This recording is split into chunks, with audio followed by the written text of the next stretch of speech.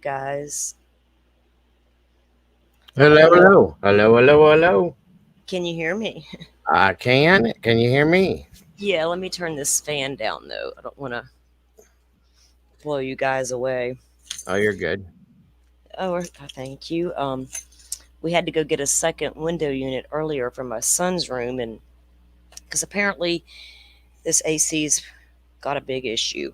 So I Oh told him, no. yeah, it's like, don't worry about it. We'll get it fixed over the winter when it's cheaper, when we can get somebody out here. Because right now you play hell doing that. But Yes. Yeah. anyway, um, I didn't go get one for my room, but I got fans in here, and plus I had my door open, and it's nice and comfy in here, so I'm good to go for a bit. Hey, everybody. Hello, everyone. Welcome in. Welcome in. Thank you Uh, guys for jumping over here. Appreciate you. I do appreciate that as well. We're waiting on another guest. Hopefully, he'll be here soon. What Joe you doing? Schmoe is supposed to join us and help present a case out of Indiana he's been looking into. And then we're going to go over a few things also. Speaking of, hello, Mr. Joe, the second Hello, Joe. hello. How are you, sir? Outstanding. How about you, Dago? I'm doing good, brother. Thank you for asking. Look, guys, I got the Joes on the show. I like that. Okay. Salty and the Joes. Yeah. Well, like I was saying, we're gonna go over where's my clipboard at here? Joe's gonna present a case out of Indiana that I chatted with him briefly about, and it was really interesting and some crazy circumstances there. So we're gonna go over that. Awesome. And after we do that, we're just gonna look at one of the latest a Delphi document I want to look at, and then I just have a tiny update on something with Stearns. It's not a case update. It's just something to do with his mother that we missed. So we're Oh, gonna just we're just gonna take a look at it. It means nothing, but well, kind of, but we'll see. everything in that case means something. Yeah, And, it's a very interesting little thing that occurred. So, and um, he doesn't strike me as a mama's boy at all. no, not at all, right? Not even a Not little bit. not at all. Oh, Hello, Debbie Clark and Glitter, let me Jade. grab my notebook for this new case Joe's presenting because I like my notes. Oh yeah, you guys can always get your notebooks out. We're gonna have to get some. Doodle, if you're listening yet, I know she should be. Um, so we need some like true crime notebooks on I the have little, some. I sell some. like on the so I'm saying on your merch thing, you got those. Yeah, I actually do. That Doodle made everything, guys. I We know have, she did, but I don't think I'd seen those. yeah, we have two different kinds of notebooks actually. We have the one, I think they're the covers that you can put over a notebook, and then there's actually notebooks. So Yeah, I gosh, I got so much paper, and I didn't have to buy my son folders this year or paper. He's like, Mom, you got all this? I'm like, dude, I go through a lot of paper and folders. I tons and try to tons of keep it these. all I have tons of organized, but these. it's hard. Yeah, I have a filing cabinet next to me that is full of. I don't even know what's in there, but it doesn't have what it's supposed to have in it. Yeah. Well, I need to reorganize and put my files in there and start filing this stuff organized. Like there's yeah. Doodle right there. There she is. Hello, Niles. I don't want to miss. I don't. I'm really bad about going through chat and saying hi to everyone, so I don't want y'all to, feel bad if I missed you. I don't mean to. CG, is that how you pronounce that? And Norma. Who else we got? I wonder how hard it would be for you to make a salty sleuth investigates notebook to go into that store over there too, and people could just buy it from over there. You guys, I would Uh, get one. yeah, I don't. I don't know about. Yeah, whatever. I don't. I That don't know would nothing be about that thing over there. that would That's be all cool. Doodle. That would be cool. Yeah. Well, Mr. Steve did tell me that he thought I had a really cool logo and he I liked it a do. lot. And I I was like, do. well, thank you, Mr. Steve. So I got a shout out on Mr. Steve for my little avatar there, and that made me feel good. I've always liked it. Always liked it from the beginning. First time I ever saw it. It's Yeah. perfect. Oh, it Hey, is for me. Sleuth. I'm always lurking and looking somewhere. Good to see you, Sleuthy. Hey, how are you tonight, Sleuthy? Um, Paula, how are you, hun?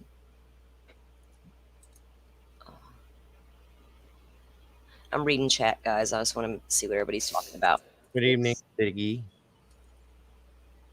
So we got another case out of Indiana, huh, Joe? Yes, sir. And it's going to come with some trigger warnings because Yeah. it's pretty horrific. Oh Lord. And that with that said, I want to say a few things. We don't have very many in here right now, and I'll probably have to repeat it, but I'm not going to repeat it often. I'll throw up the banners. Um, we're adults. This channel is not for children. It is for adults. There will be things said, and we try to be respectful of everybody involved in any of these cases.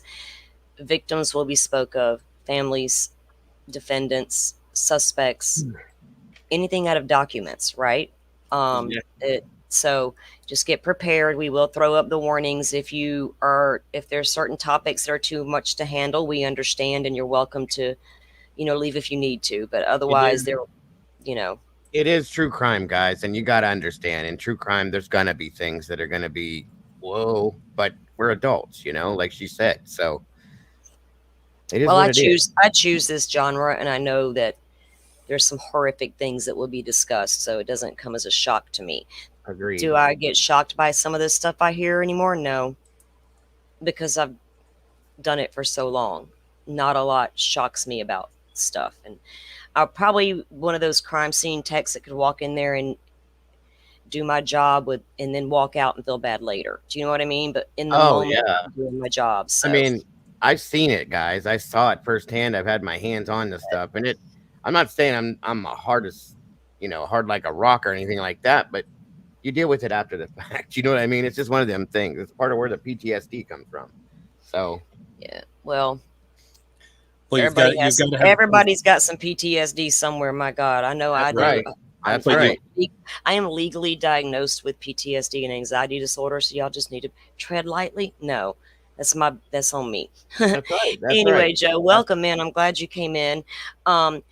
Doodle dropped Joe's link in chat. Now, Joe doesn't have any content, but he will be soon and moving forward. So if you guys go on over there and sub up and all Good. that good stuff, he surely would appreciate it. And you all have gotten to know Joe a little through the channel here and on Dagos. So we got him on again tonight. And Joe, we're going to go ahead and get started. So fill us in on what's going on over there with that new case.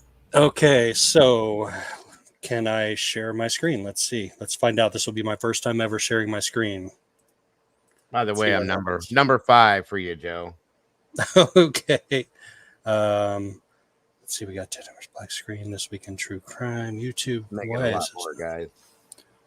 Let's see. Why is it not sharing my Adobe PDF? That's Okay. Dago, because Dago usually can share his screen in here, but I don't know anything about all that. Okay. I can share mine. Did you open up the PDF?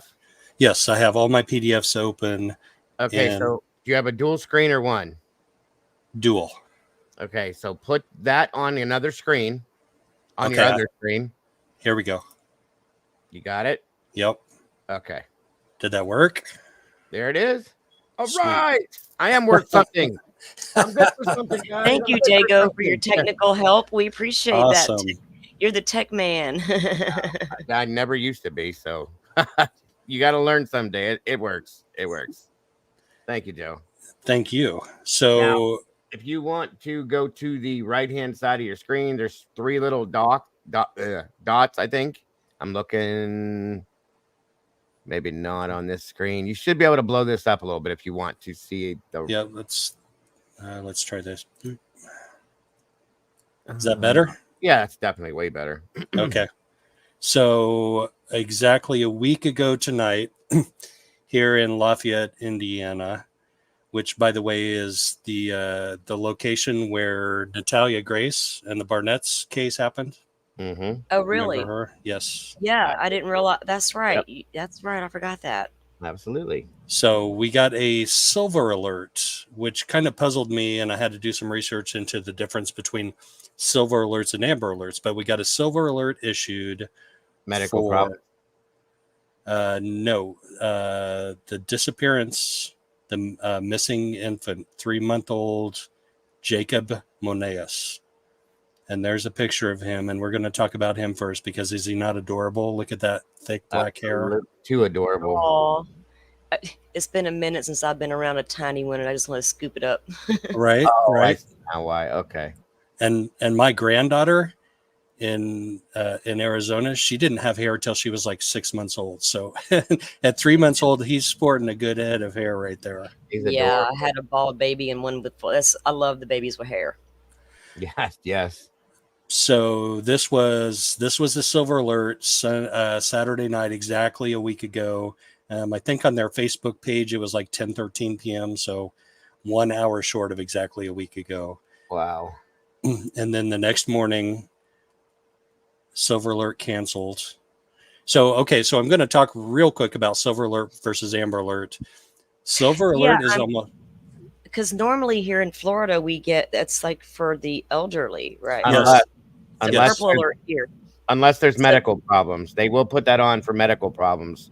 Um, what is that the case in Indiana? No, that's not the case in that Indiana. In that's Indiana, a silver alert is almost exactly the same thing as an amber alert, except that they don't have details about either the abductor or the vehicle that they're traveling in to share with the public.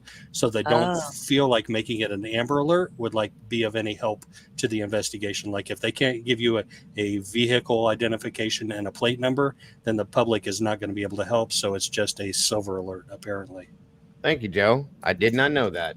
Now here, if they have if it's an Amber Alert and they have some type of a medical, like severely autistic or something like that, or some kind of a medical issue, then they will throw a Silver Alert onto it, as well as like Salty said for the elderly. So it's weird that different states are different.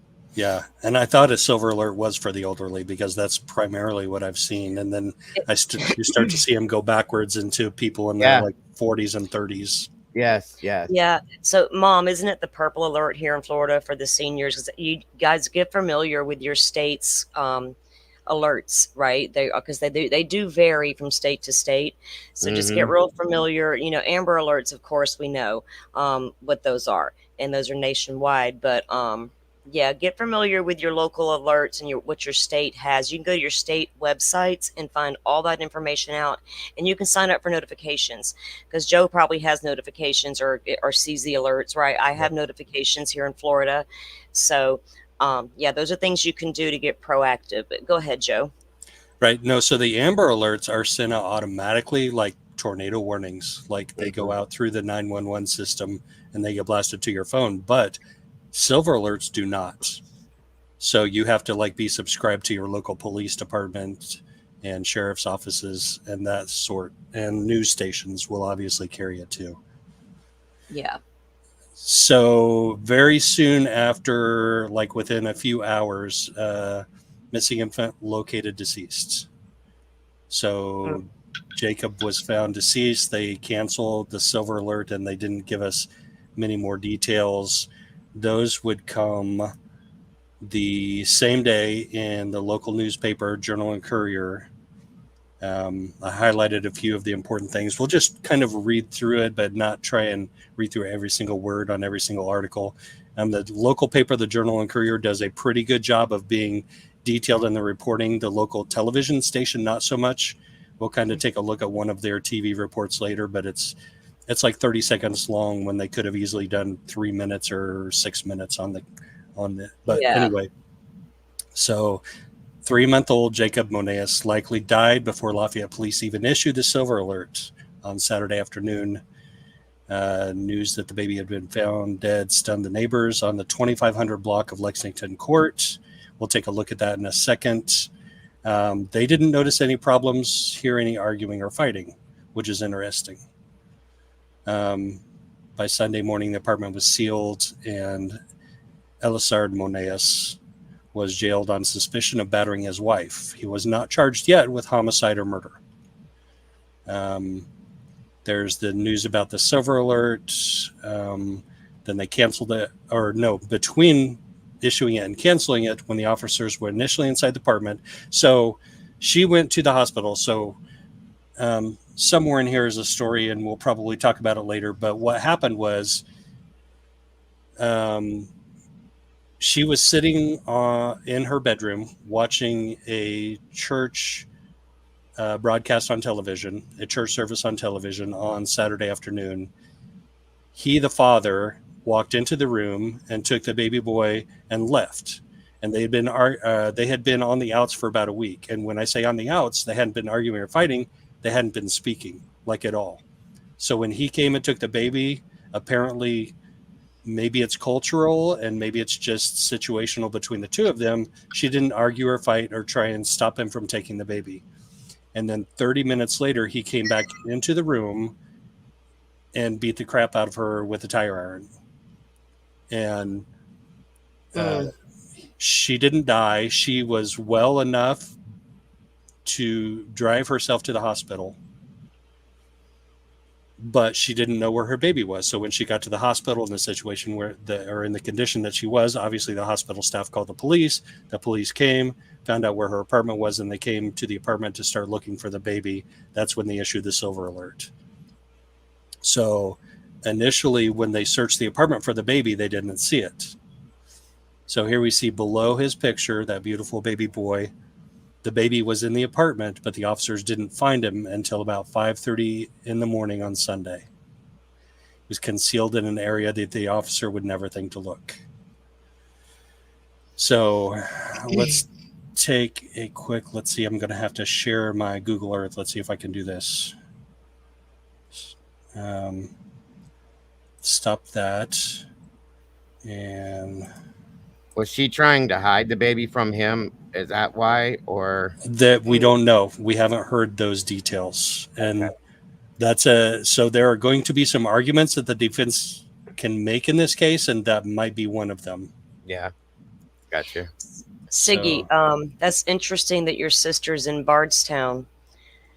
Crystal Rogers was from Bardstown, Kentucky. Oh yeah, interesting. I did not know that, Siggy. Thank you for the info. Hey, Cricket. All right, so here we are going to Lafayette, Indiana. It's about an hour north of Indianapolis, 2 hours south of Chicago, more or less. Right. And Acorn Acres Apartments are down in the southeast end. I have to agree, Cricket. There's a single-family residential, but there are a Sorry. ton of other apartments. It's right across from the mall, which is the only mall we have in Tippecanoe County. There's a business park over here. Over here is the hospital. So it's like close by. It is. It's not that far away. Right. So she drove herself from the apartments along State Road 38 up Creasy Lane, and the ER is down here on the south end. Oh, okay. So Lexington. Great work, Joe. I'm impressed already. Really, seriously. So Lexington Court is the actual Step address. up my game, man. Lexington Court is the address they gave. Let's do a quick Google Earth. It's going to be wonky at first. I don't know why Google Earth does this. There we go. So it's just your standard 2-story brick apartments. It's one of these. I'm not sure which one, but I think it's over here on this side, on the right side, based on that photo that they have of the LPD car, but it doesn't really matter. They're all like identical. All right. They lived there was that their only child, right? Yes. So we could take a look at their marriage record, because this is interesting. We could do this now instead of waiting for it. Give me 1 second here. Here we go. So they were married on September 11th of 2023. And if you think about it, he's 3 months old in August of 2024. So he was born in May of 2024, which means he was conceived about this time exactly a year ago. So when they were married on September 11th, she was about a month pregnant, more or less. So shotgun wedding, and there's nothing wrong with that. I'm not casting any judgment. I'm just saying that may have played a part in their relationship. You know, if she was a religious type person, you know, if he was, depending on what his religion was, her religion was, I mean, they may have both felt pressure to get married before they were ready to. Yeah. And may not have known each other well enough even, you know. Yeah. It happens so often. Siggy, again, interesting because I know who you're talking about. It's Crystal's boyfriend. You're talking about Brooks. So that's interesting. Sorry, I get sidetracked. Go ahead, Joe. I'm paying attention. No, that's okay. I'm not able to pay attention to chat while I'm doing this. I'm just not able. I understand. I'm I understand. all right. So let's look at the last Journal and Courier article.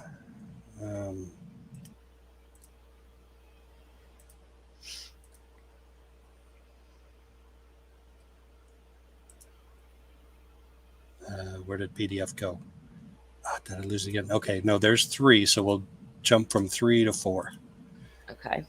So he was arraigned in court on Monday, and at the exact same time that he was arraigned in court, so they found the baby. They issued some type of a BOLO to other police officers. He was picked up in Indianapolis, on the northeast side of Indianapolis. So he was fleeing.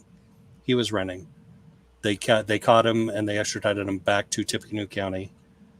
And while he was being arraigned in court, the Tippecanoe County coroner was performing her autopsy, which is really, really fast, and obviously rightfully so. But here's her results right here. Again, trigger warning. This is horrific. Yeah, we've got the banner up, guys, and I know a little bit about this, but just enough, but not a whole lot. So, trigger warning indeed, but here we go. 3-month-old Jacob Moneas drowned in a bucket, Tippecanoe County Coroner Carrie Costello said. Lafayette police confirmed Monday that the liquid in the orange bucket appeared to be laundry soap. There were no signs of obvious trauma to baby Jacob's body that might have contributed to the infant's death. On Sunday, police found the infant sealed inside a bucket of laundry detergent set beside the trash can in the apartment. Did you say sealed inside? Yes. Oh. Sealed inside a bucket. Liquid laundry detergent, guys. Wow. Okay. Yeah.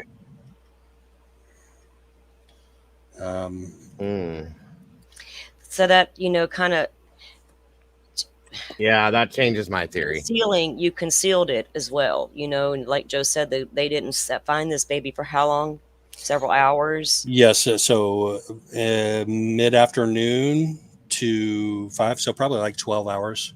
That's are you going to think to look in there when you are tearing the place apart, and then you're probably trying to conduct around the apartments and all of that, the garbage, the dumpsters and all the things. Who would ever think to look at a bucket of laundry soap, guys? Come on now. Either someone thought of it or someone was told that's where to look. Yeah. According to the reports, it was just kind of like a, hey, we haven't checked in here yet type of thing. Oh, wow. And like I'm that kind of person. I'd be like, you know what? I know it's probably pointless, but I'm going to check anyway. Yeah. Yes, and that's what this LPT officer was doing. They were just like, what haven't we thought of? Where haven't we looked? And wow, he looked, and that's just got to be one of the worst ways to die. I mean, drowning alive and being burned alive have got to be like 2 of the worst ways to die. 100%.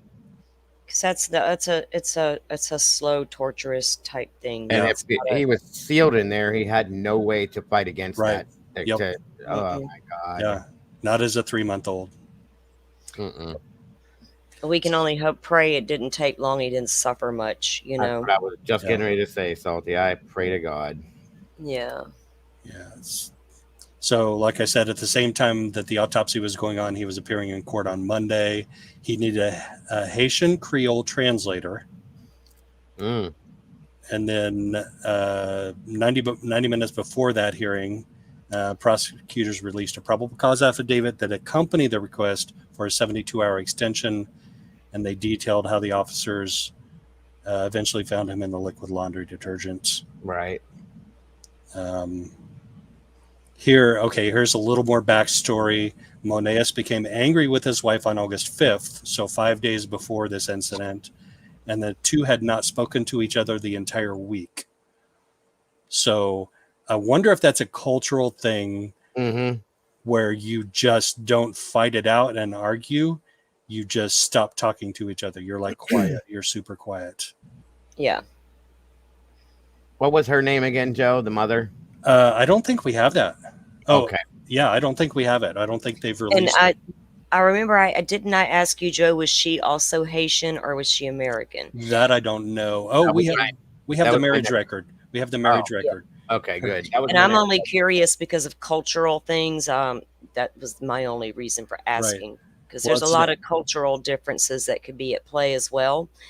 Um, I know a lot about the Haitian culture, so that's I was when you mentioned that, I was like, oh, I kind of want to know more. yes. Her name was Edlie, Edlie, or Edlie Delvaris, Delvaris, Adlia. Edlie Uh-huh. Delvaris. So they weren't married. They were married. Oh, they were married, just different last Not names. yeah. Well, that was her maiden name on the marriage record. Got you. I was Yes. just sorry about that. Yes. No, that was her maiden name on the marriage certification So Yeah, license. and Jade, I don't know if you, I'm not, when I've said cultural differences, I meant that may be problems, not like that as an excuse for being abusive. That Right. and there's Right. no excuse for domestic violence. right, right. I was just I'm trying to um, build a profile on these people, so that's what I was doing. That's Right. what I'm doing too. Right. And here's that backstory in writing. On Saturday, Moneas's mother was in the bedroom with Jacob watching a church service when Eleazar came into the room. He took their son.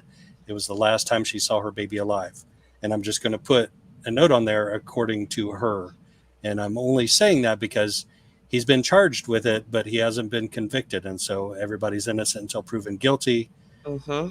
We're Yes, gonna sir. we're gonna see later on that he cops to what happens next, which is a short time after he left the bedroom. She heard the apartment door close. 30 minutes later, he entered the bedroom where she was attacked with a tire iron, fracturing her skull and cutting her. Then he left, and she drove herself to the hospital. And that's when the police were called to the hospital to start the investigation and look for Jacob.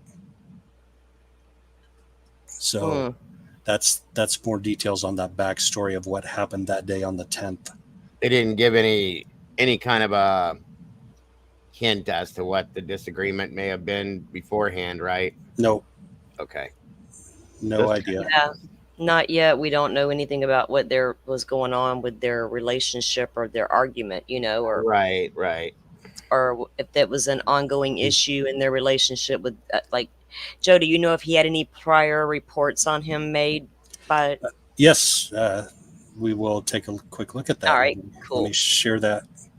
So we'll stop that screen and we will share. Here we go. So this case, the top one is the current pending one that was updated on Friday or on Thursday after the Thursday hearing. But the only other case that he has is from April, April of this year, operating a motor vehicle without financial responsibility. No insurance. Okay. Yep, that's it. Very minor, very common, and definitely not anywhere near the magnitude of this. No, God no. Mm. So the baby's name was the same as their last name? Yes, Okay. Jacob Moneas. Is that J or okay? I just wanted to clarify. I'm sorry. Yeah, no worries.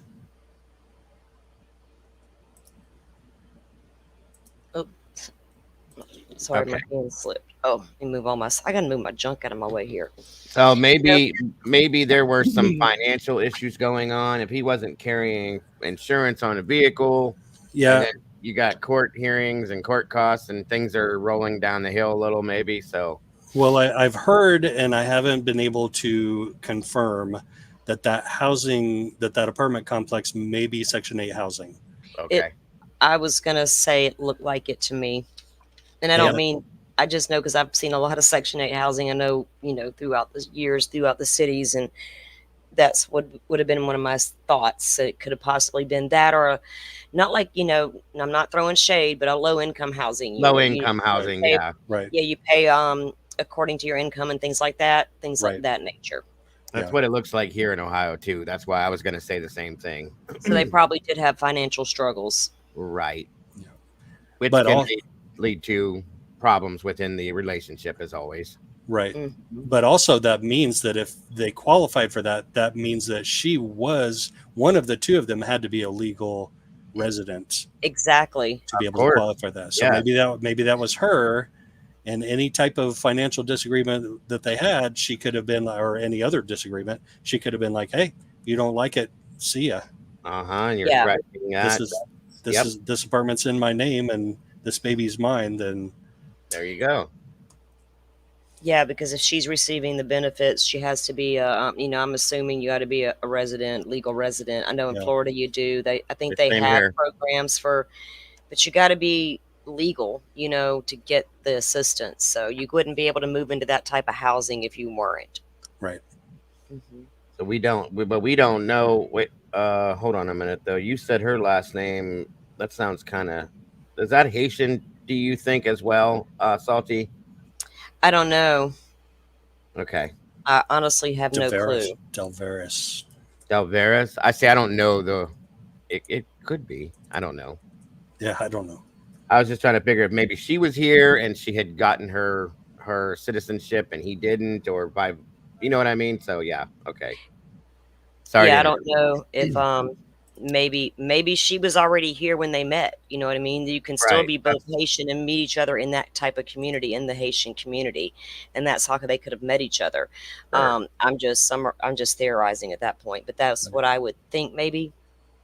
Very possibly, yes. Can you guys Yeah. see this now? This article on Oh, let Haitian me get that immigrants. one up.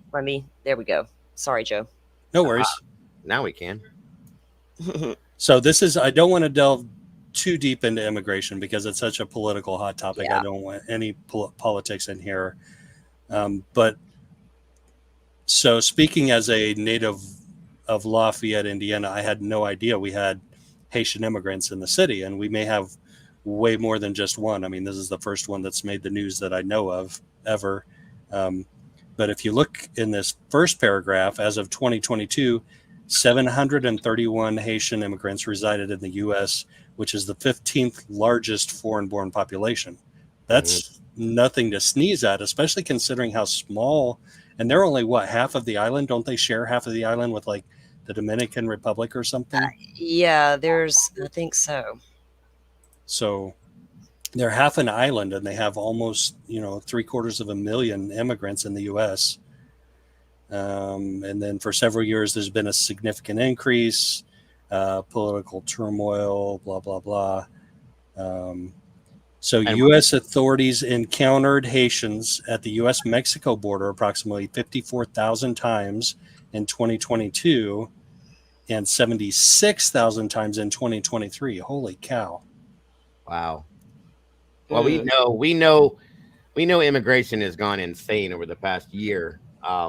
Literally over the past year, we've seen it like crazy. So we're talking about 2-3 years beforehand. It's been going on like that too. So Yeah. So he's been here since at least 2023 because he knocked up his baby mama and they got married. right. in about May of 2023, whatever it was. August of 2023. Yes. So a year ago, exactly. Anyway, and also the U.S. Coast Guard. So here's another way that they can get to the U.S.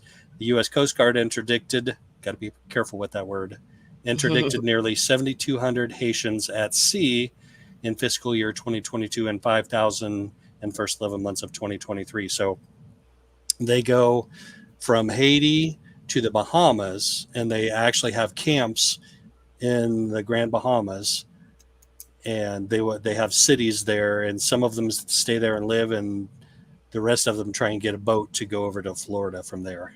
Like tent cities Yeah. where they Yes. sit there. Yeah, gotcha. Yeah, well, tents and metal shacks made with corrugated metal and stuff.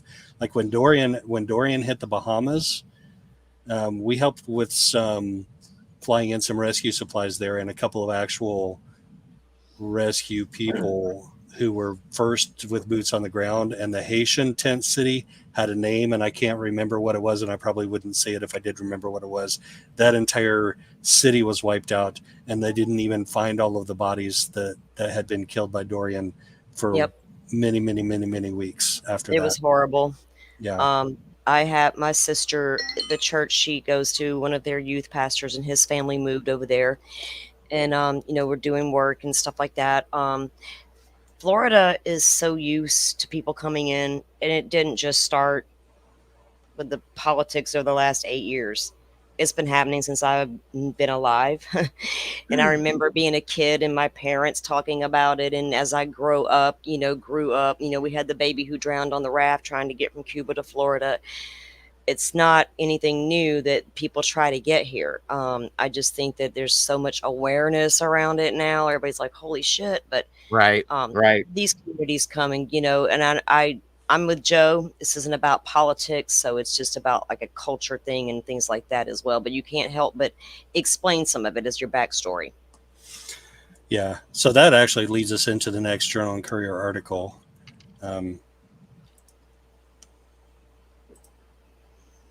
Let's share that one.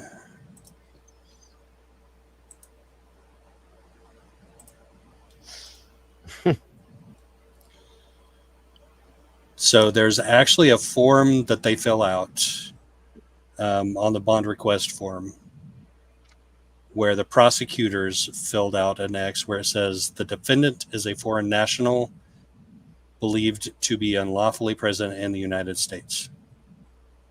So he's probably here illegally. She probably, if she was getting some type of government benefits, probably was here legally. That's probably why they got married. Well, that, and she was a month I pregnant. wonder if you've applied for, like, if you apply for citizenship, do they allow you to draw some assistance if you have a child while waiting? I don't know. Ooh, that's a good question. That's a great question, actually. I don't even know the law on that in Florida because I've never thought about it just now. You would think it would make sense, but it's got to be state by state. Like each state has to have. It's going to be state by state probably. Yeah. So let me see if I can track down this TV18 news article. I'm going to try and play it before I share it because sometimes they have like a 30-second ad that runs before it. Oh, that's cool. You're good. Oh, yeah. So.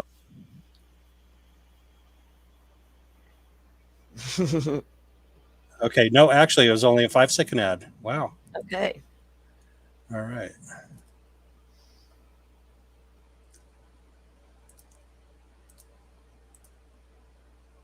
Here we go. Let me know when we're ready. All right. Charges have been filed against a Lafayette man in the death of his 3-month-old son, Jacob, and attempting to murder his wife last weekend.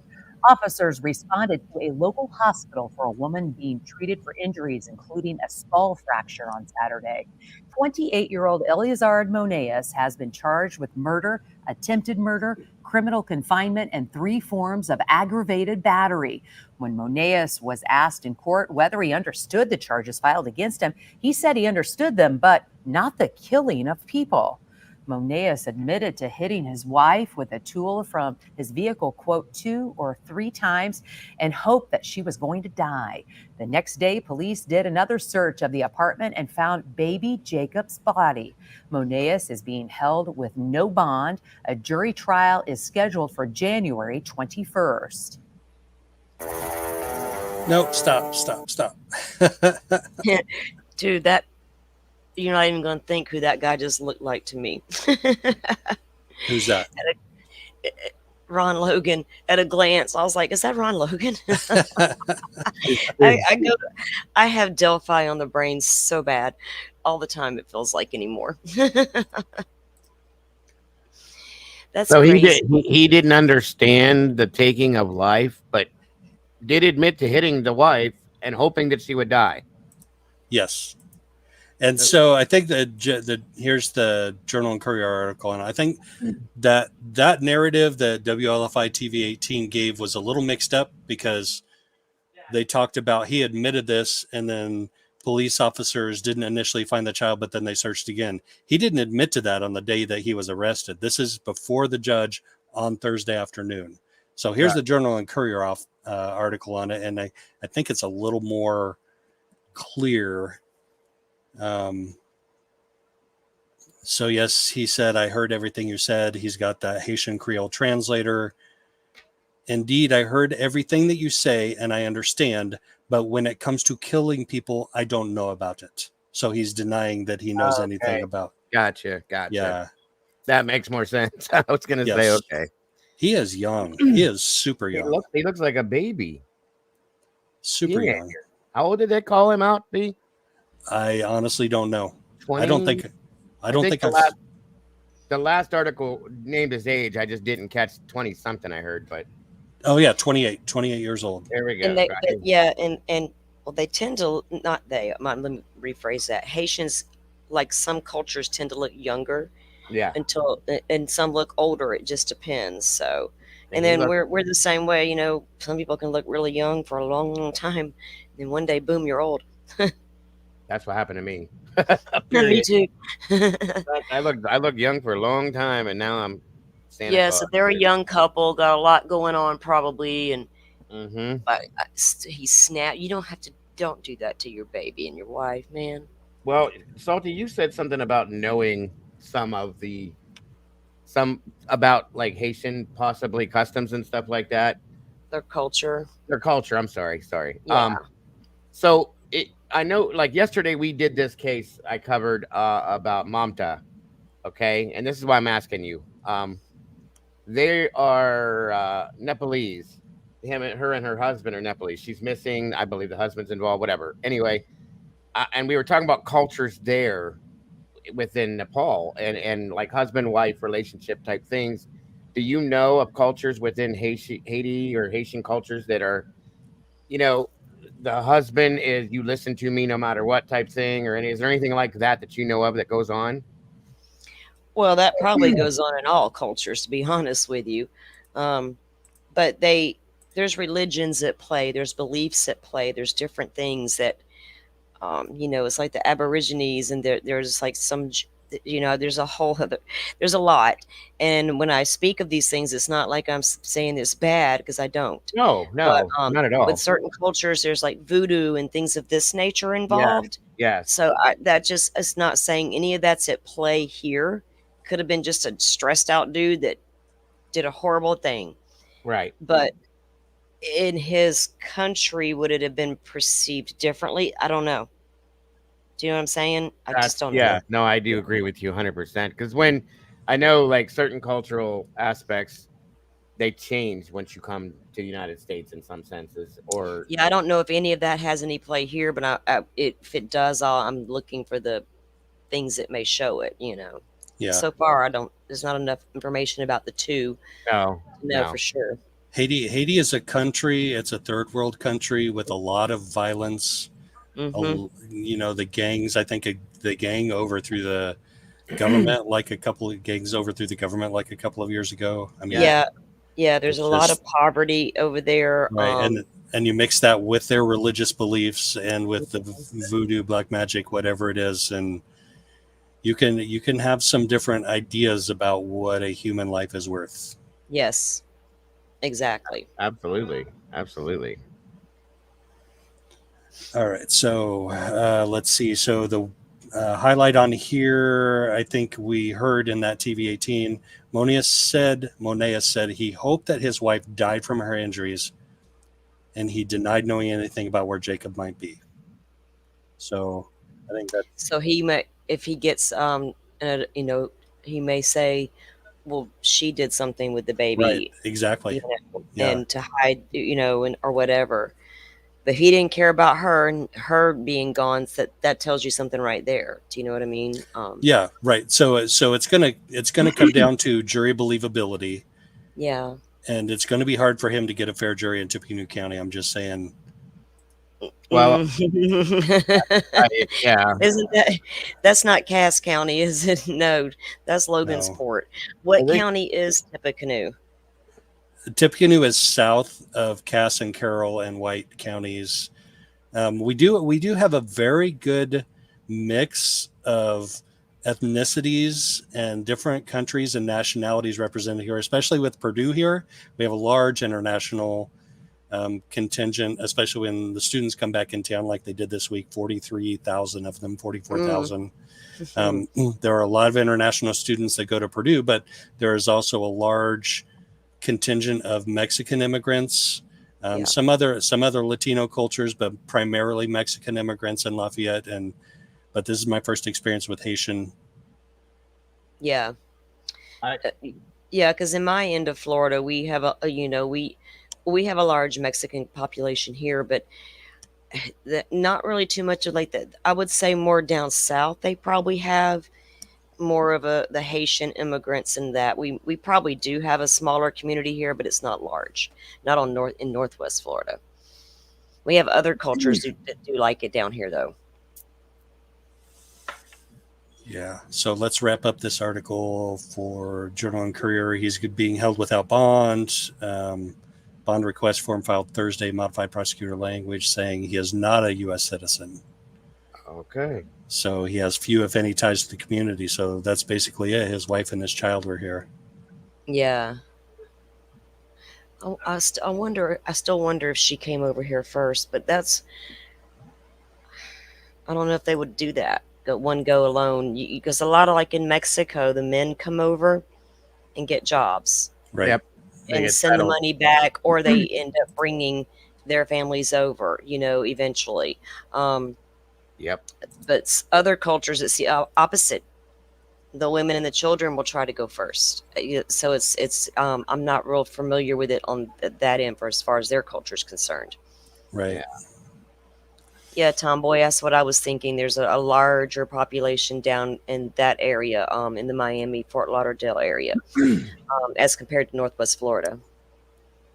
I do agree. I think we need to know more about both of them to Yeah. be Yeah. able to peel this open anymore, honestly, because it'll tell you like you could go two different ways with this. Sadly, like one side she could have been afraid that if he takes the baby that he's going to harm the baby, and if you're not going to do this, I'll do it. Or I mean, I don't know, but I'm just saying there could be two different ways to look at this in Yeah. that sense. So Abs- Yeah. it- yeah. There really could. I mean, could she have done that? I don't know. I don't know. he obviously shows and admits to the level of violence that he's capable of, taking another right, human life violently. that's what I'm So, thinking.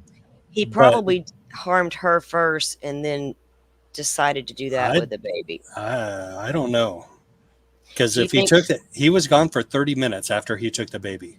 He took the baby and he was gone for 30 minutes before he came back and beat the crap out of her. Oh, so he could have. Yeah, you're right. So, He probably did that before he went back in and did what he did to yes. her. So he either did it on his way out or he did it on his way back Yeah. in. And then when she came back and began to look, she couldn't find the child Right. either. But that's one theory. And the other theory could be that, so when he admits to this in court, he admits to the attempted murder of her. So he's not getting away with that. He admitted to it in open court. Right. So he's not getting away with that. He's going away for 30, 40 years, probably 20 to 40 years for that. At least, yeah. So either he believes that confessing to that will make him more believable when he says he didn't kill his son, Mm-hmm. or he actually didn't kill his son. Yeah, In which I in did. which I'll case she admit would that. have. Yeah, because I've heard that in other cases before. Yeah, I did this, this, and this, but I didn't do that. That was Yeah, him. that's a typical guilty person response in an interrogation. I watch a lot of interrogation Yeah, videos, Mhm. and yeah, they will cop to something that's way lesser in hopes that it will make them look credible for the more serious charges when they Yes, deny them. sir. Yes, sir. exactly.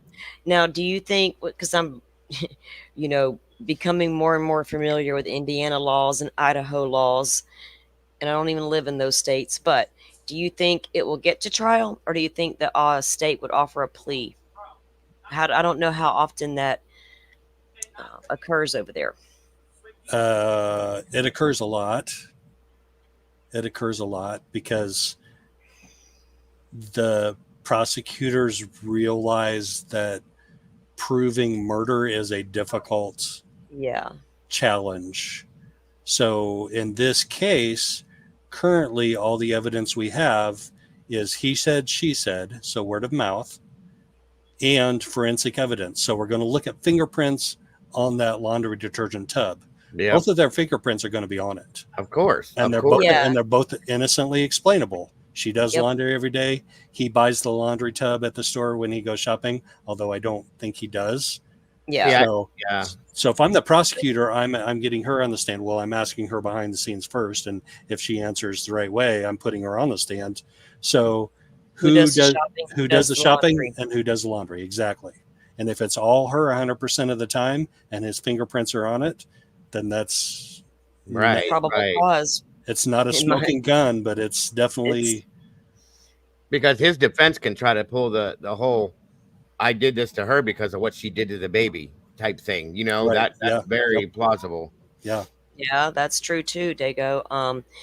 Yeah, but yeah, you're right, Joe. With his fingerprints being on there, that's probably something a good defense attorney would 100%. Yeah. wouldn't that wouldn't even come in maybe.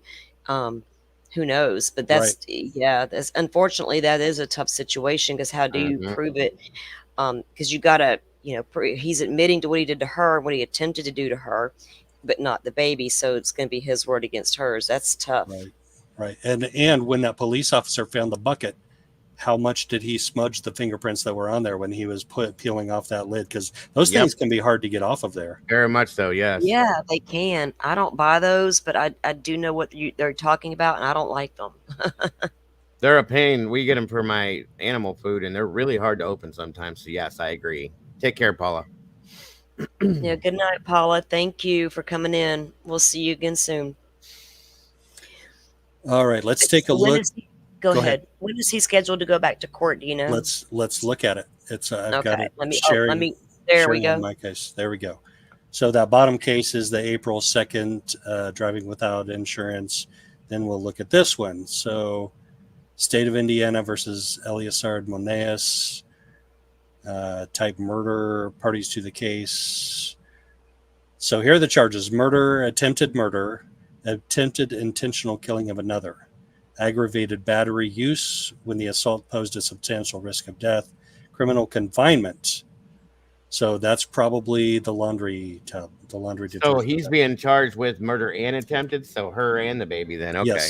Yes. Originally Monday there were no murder charges. Those came on Thursday afternoon or Thursday morning. For some reason, they believe he did do this to the baby himself. Oh yeah, they probably believe her story wholeheartedly. I went, Now when I wonder. So he came in and took the baby. Then he goes back in and he does what he does to her. He beats her up. She doesn't see the baby again before she goes to the hospital. Then Correct. So when she comes back home, she's expecting to find the baby. So yeah, if that's what she told the police and they believe her, then absolutely he's being charged with that baby's murder. Yes. Right. Well, that 30-minute period of time is probably all it takes right there. You know what I mean? That baby was probably crying, upset, wanting its mom. Things were already crazy. You just did what you know. Oh, that's a good point. Like if he thought he was just going to run away with the baby, and then takes off in the car, and 15 minutes later he can't handle the baby crying. Yeah. Think about that. Some people, a lot of people can't. These babies, that's a lot. Unfortunately, that triggers people. It could have been before even that, Joe, because babies, as we all know, react to their environment. So if these two are screaming and yelling at each other, that baby's going to start screaming because of the negativity that's being produced. Well, they weren't yelling and screaming though. That's what the neighbors all testified. They never heard anything. They basically stopped talking. Yeah. They stopped talking to each other for almost a whole week.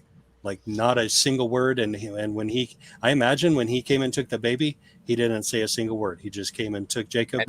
That's driving me nuts. I'd really like to know what. And he could have took the baby straight into the bucket at that point. Yeah. Because he knew what he was about to do to her. Yeah. Right. Let me get the baby out of the way and go silence. Let me just do this, and then I'm going to go do that. And if he meant to kill her, he would have killed them both. And Yeah. then what would he'd have been on the run Right. And probably went back to Haiti, and that would have been the end of it. if he made it that far? Right. That's why or tried to Well, go he back. did. He did run. He did it. He did try and flee after taking care of both of them. Supposedly, he wasn't caught till he got to Indy. Oh, Yeah. A neighbor saw him running out of the apartment building very fast in a hurry. They testified, and then later, a couple hours later, he was picked up in Indianapolis. mm-hmm. So Yeah. he was an hour and a half away because he was to the northeast side of Indy. He was already an hour and a half away. Yeah. Crazy. He was right. Okay. But eventually they're going to run out of steam. You got to have money to keep going, or you got to start thumbing down the highway, different things. And if you're just doing that, you might can get away and get pretty far if you can jump in a cab of a semi. Well, I wonder about how Indianapolis police knew how to pick him up, because if they issued a silver alert instead of an amber alert, that means supposedly they didn't have car detail, license plate details. So how did Indianapolis know what to be looking for? Maybe in the interim, the Lafayette Police Department figured out what his car and license plate was, or maybe there was like a Haitian community in Indianapolis and they knew he had ties to that, and so they put eyes on that. When they arrested the killer for Rachel Moran, he was in a community of his culture. Yeah. Even though he was not in the same state anymore, that's where he was found. And I just reviewed that body cam footage, and I think I dropped the link on my channel's community tab to the full body cam, which is very interesting, by the way. Shout out to that female cop. I liked her energy. I got a good vibe off her. But yeah, it's crazy because they probably did, and they may have had some information on him and put out a bolo or something. Yeah. Right. Yeah. Speaking of body cams, I'm going to be submitting a FOIA request for those, but odds are very, very slim that at this point in the investigation, because if I say they do release them and they get published somehow, there's no way he's going to get an unbiased jury. It's still an open investigation, right? Yeah. Does Indiana normally release body cam footage? Because Florida does. Not for an active investigation. Right. And sometimes they use that a little liberally. Yeah. Well, I remember when I covered Flora, I tried to get body cam of the police officer that was at the fire, that went from the fire to the fire station and back, and they ignored me completely. They didn't even respond to me. So, wow. Oh, you probably weren't the only one. Oh, I know I wasn't. Yeah, they probably. Yeah, it really varies on state, and apparently, Indiana's not one of the easiest states that want to give out information. And I'm just basing that on what I've seen with Delphi and how hard it's been to get stuff there. But I just didn't know, because I'm very used to Florida, so we get everything. So I don't know what you guys are all getting or not getting. It all varies by jurisdiction and by judges. Yeah. Well, I have my own thoughts about why I didn't get it in Florida, but that's a whole different story, a whole different show. So, dude, Diego, and I've watched a lot with your channel and your coverage of Flora. I've looked in some things on my own with Flora, and I got issues too. Mm-hmm. Joe probably does too. And Joe's not, from close to the communities there, so he probably has his thoughts as well. Yes, ma'am. That might be a whole other show, guys. Oh, it's gonna be. It's gonna be. Mm-hmm. I'm gonna do a refresher on that again, and some other things that go along with it. So we could all jump together and do that if you want to. Yeah.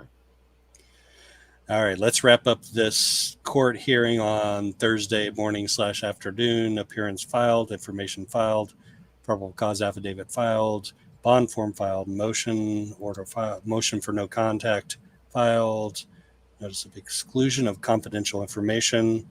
Makes sense. Motion filed. Approval of media request for cameras in court. Good luck. Yeah, right. That was filed. That's not an order of approval. Right. We'll hit it later. Clerical mistake corrected. The entry of approval of media request was entered in error. Oh my gosh. They actually say it right there. Surprise. Really? Holy shit. Damn. And then, all right, there we go. Denial of media request for cameras in court. Denial of media request for cameras in court. So WTHR, that's the NBC affiliate out of Indianapolis. Star City News, that's the local affiliate. Interpreter services used Haitian Creole. Probable cause found, order issued. Order granting motion for no contact. Order granting DNA samples and fingerprints. No bond. Hearing scheduled. Pretrial is scheduled for December 20th, 2024. December 20th, huh? Yes.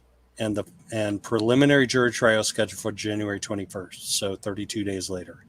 So that's all if they're going down the speedy trial route. Yes, correct. Which, you know, there's not, I don't, well, I'm not gonna say there's no defense. We've seen some crazy defenses come out, you know. I mean, Yeah. So Indiana has the death penalty, Joe. Yes. So he'll probably get assigned a lawyer to at least try to, you know, you got to have good representation if you're facing a death penalty. Yeah, somewhere in here he was found indigent, and I'm not seeing that now. Let's see. Oh. Maybe it's in these notes right here. Media is in court. Cameras in the court. Initial hearing. No contact. I swear I saw somewhere where he was declared indigent and was assigned a public defender. Why am I not seeing that now? That's so weird.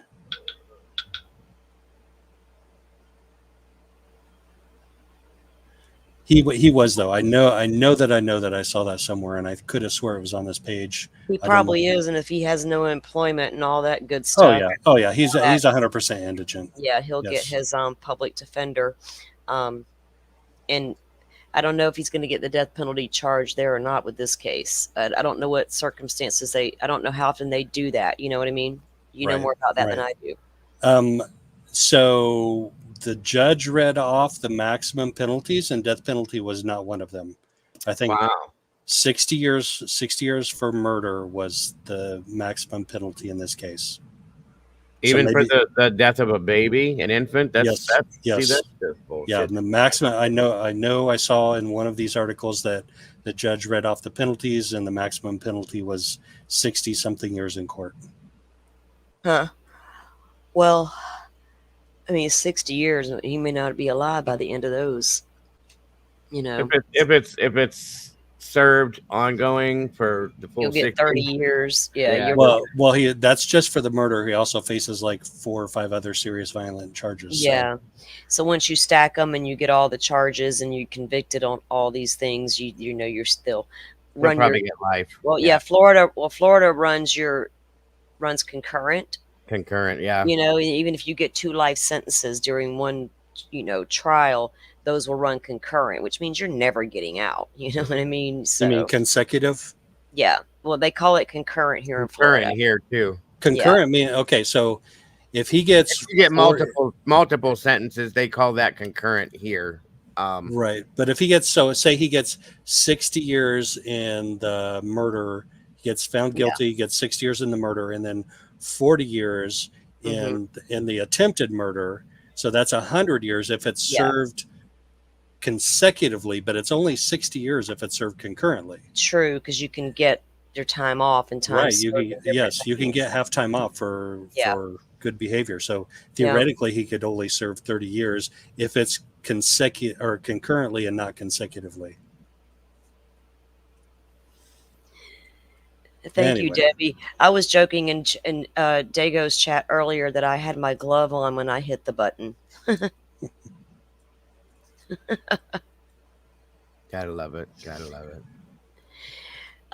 Doodle had dropped the link to Joe's channel in here earlier. He's currently building a channel. Doodle, if you're still here, she might be busy with the grandson, but it is in the chat up there. You can click on and go sub up. And give him a like. Please do. Thank you. I appreciate that. Oh, no problem. It's great having you in the community, sir. I'm very appreciative of you and grateful to have met you. Thank you, Salty.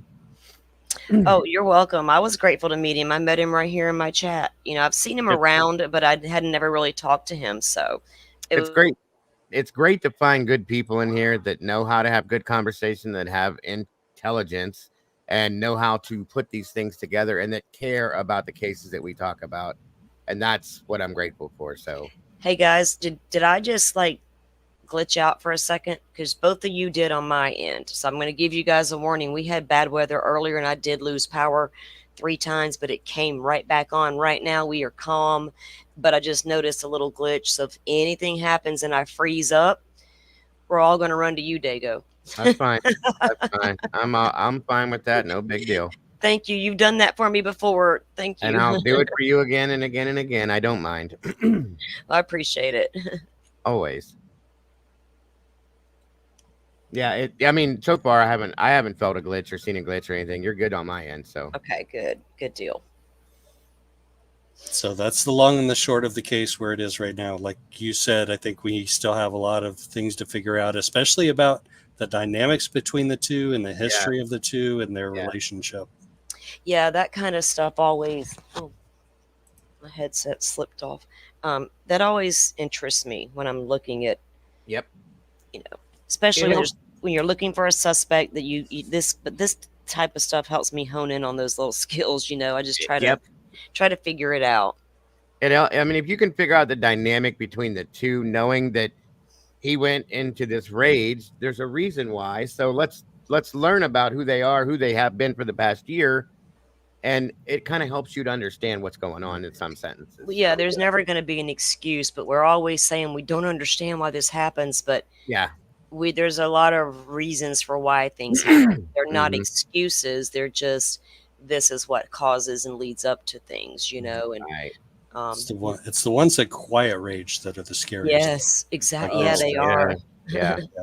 If I don't let all my rage out at some point, if I get real super quiet, people need to kind of be like, oh. That's me. If I'm going off, we're good. Just let me run my mouth. We'll be all right.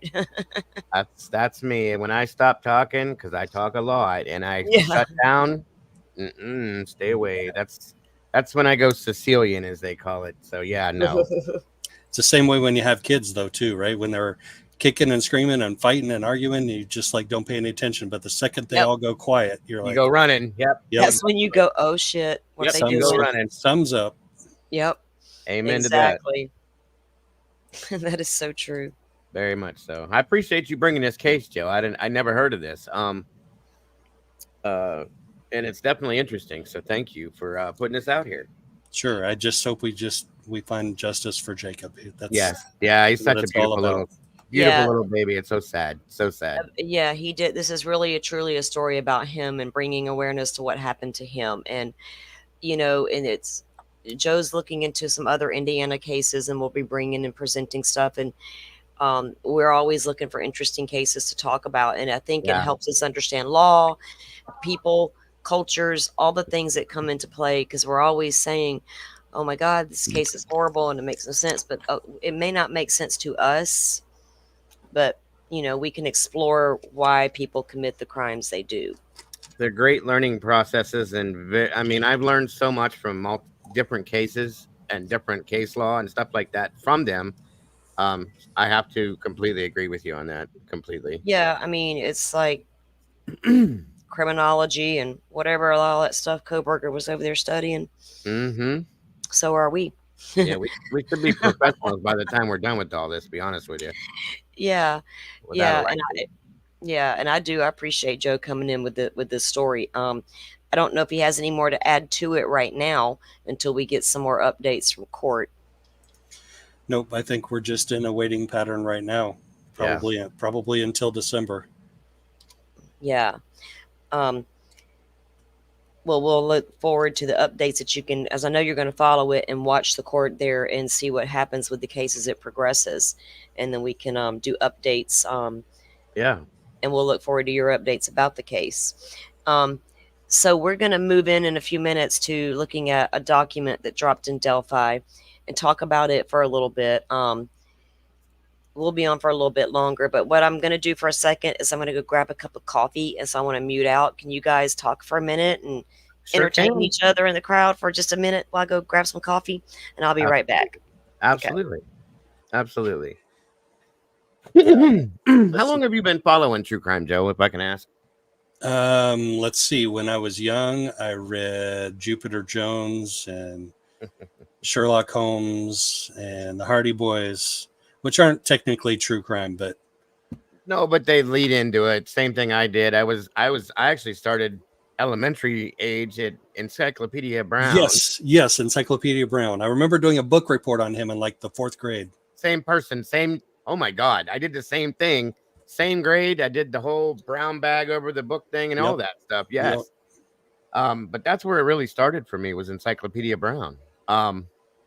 And then Hardy Boys, Nancy Drew, of course, the shows and the books, and then um, so we're a lot alike in that sense. And then Yeah. unfortunately at 12, I lost a friend horrifically, which set me in motion to understand why these things happen, and I followed it from then on out.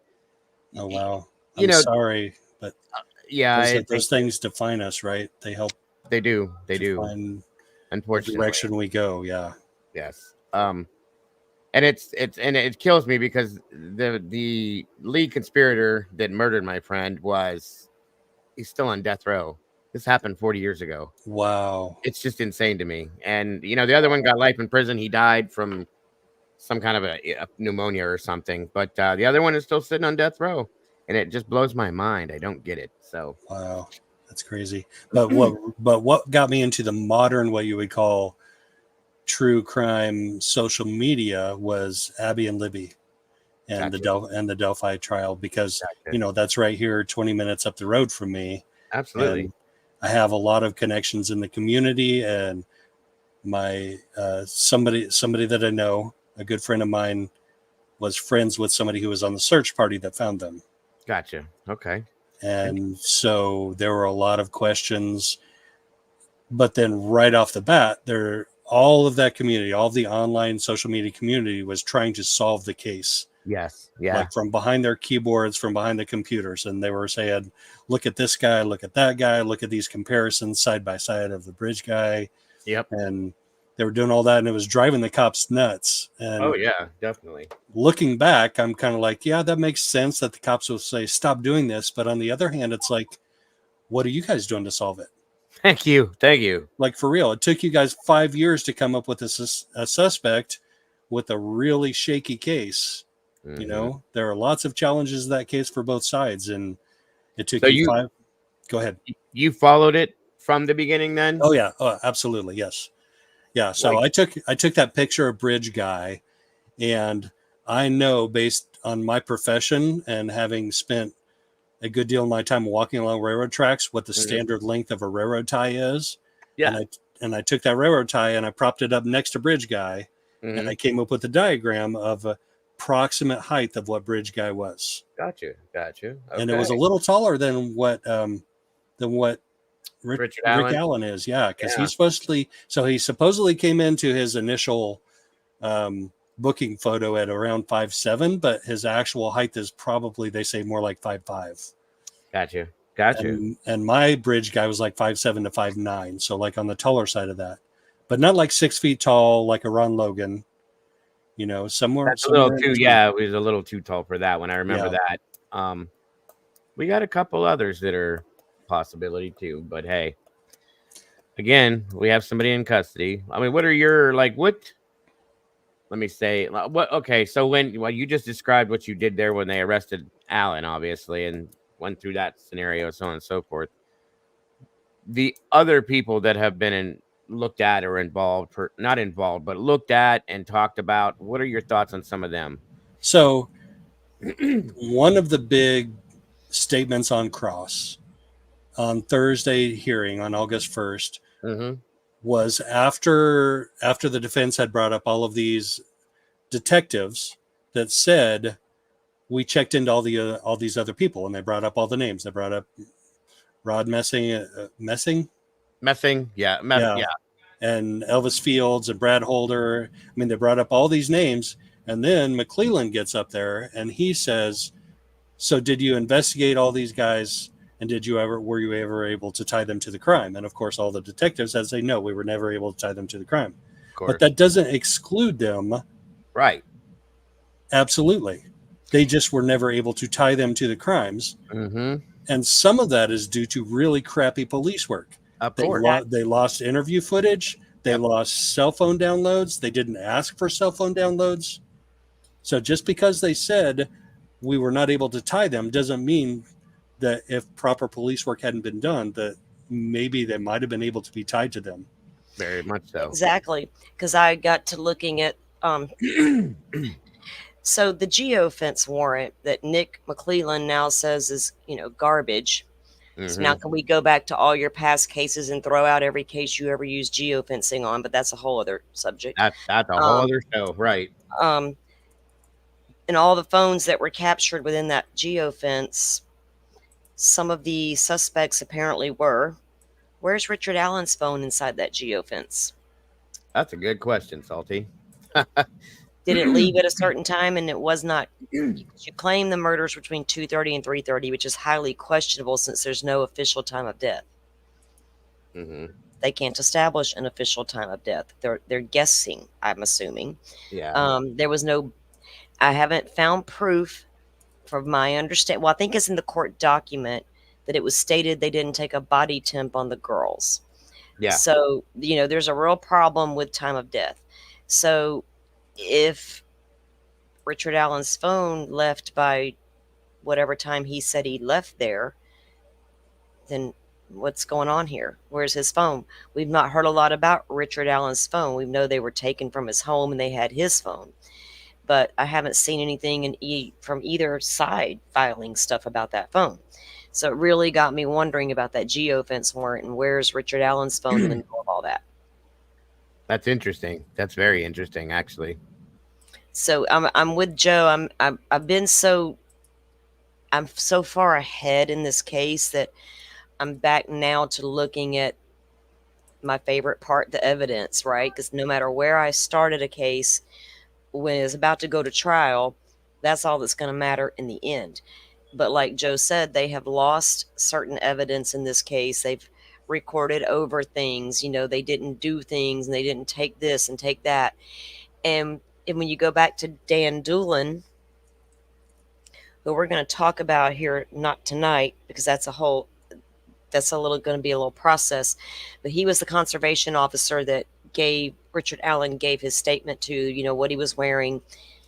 So if a guy comes to you and tells you, I'm wearing this blue jacket, blue jeans, hat, all the things, and I'm here at this time, and then I leave, and then all of a sudden there's this image out that came from the phone with the guy on the bridge, the snapshot, wearing exactly what that man described to you he was wearing that day. Did you not remember that just like 2 days later that, wait a minute, that looks a lot like that guy that told me he was there? So your excuse, though, is you turned the tip over to the FBI. This is from court records. FBI files it in the Orion system, and then it's gone and lost for 5 years. And then new eyes come in and start looking, and oh my gosh, what's this? But, okay, so that happened, but where's Dan Doolin's memory? We're looking for Bridge Guy for 5 straight years. He never once remembered Rick Allen telling him I was there wearing those clothes. It's weird. Hello, criminality. I enjoy your stream. I come in from time to time when I can, especially in my car. I listen. I listen to a lot of streams in my car, and you're one of them. Good stuff over there. It really is. Guys, if you haven't checked her out, go do so. I advise you. Yeah, I recommend it. I do. I agree. I do agree. Very much so. You won't get no BS over there either. Just straight talk. Yep. Great stuff. And I appreciate that. Yeah. So we're going to take a look. First of all, there is something I was going to just go over real quick that just came down. I don't have it on the PC here. It's on my phone, actually.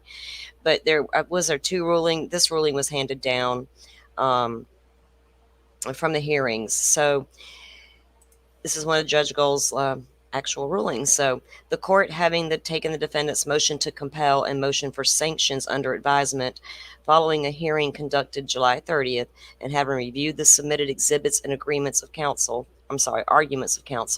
now denies the defendant's motion to compel for motion for sanctions. As the defendant has failed to comply with Trial Rule 26F in seeking informal resolution of discovery disputes. However, the court will order the state to turn over Sergeant Cecil's report within 10 days. Now, you guys remember Joe speaking of Sergeant Cecil, and his testimony. Joe, you want to remind everybody who that is? Cecil is the cell phone expert for the state. He was not around in the very beginning of the investigation. He came in around 2019 or 2020, I think. And actually, in the hearing on Thursday, he only testified to the 2019 extraction of cell phone data from Libby's phone. And he does have a new extraction that he's supposed to share with everybody. And I think that's part of the new ruling that came out, that they have so long that he has so long to share that. But 10 days, I think it was. Yeah. But on that day, on August 1st, he only talked about the 7 results days, I'm sorry. He only talked about the results from the 2019 extraction. So he didn't have anything new to share, basically.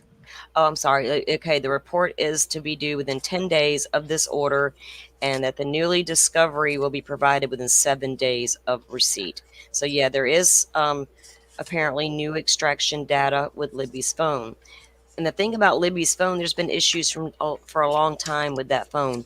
It took the defense a really long time to get any discovery on Libby's phone.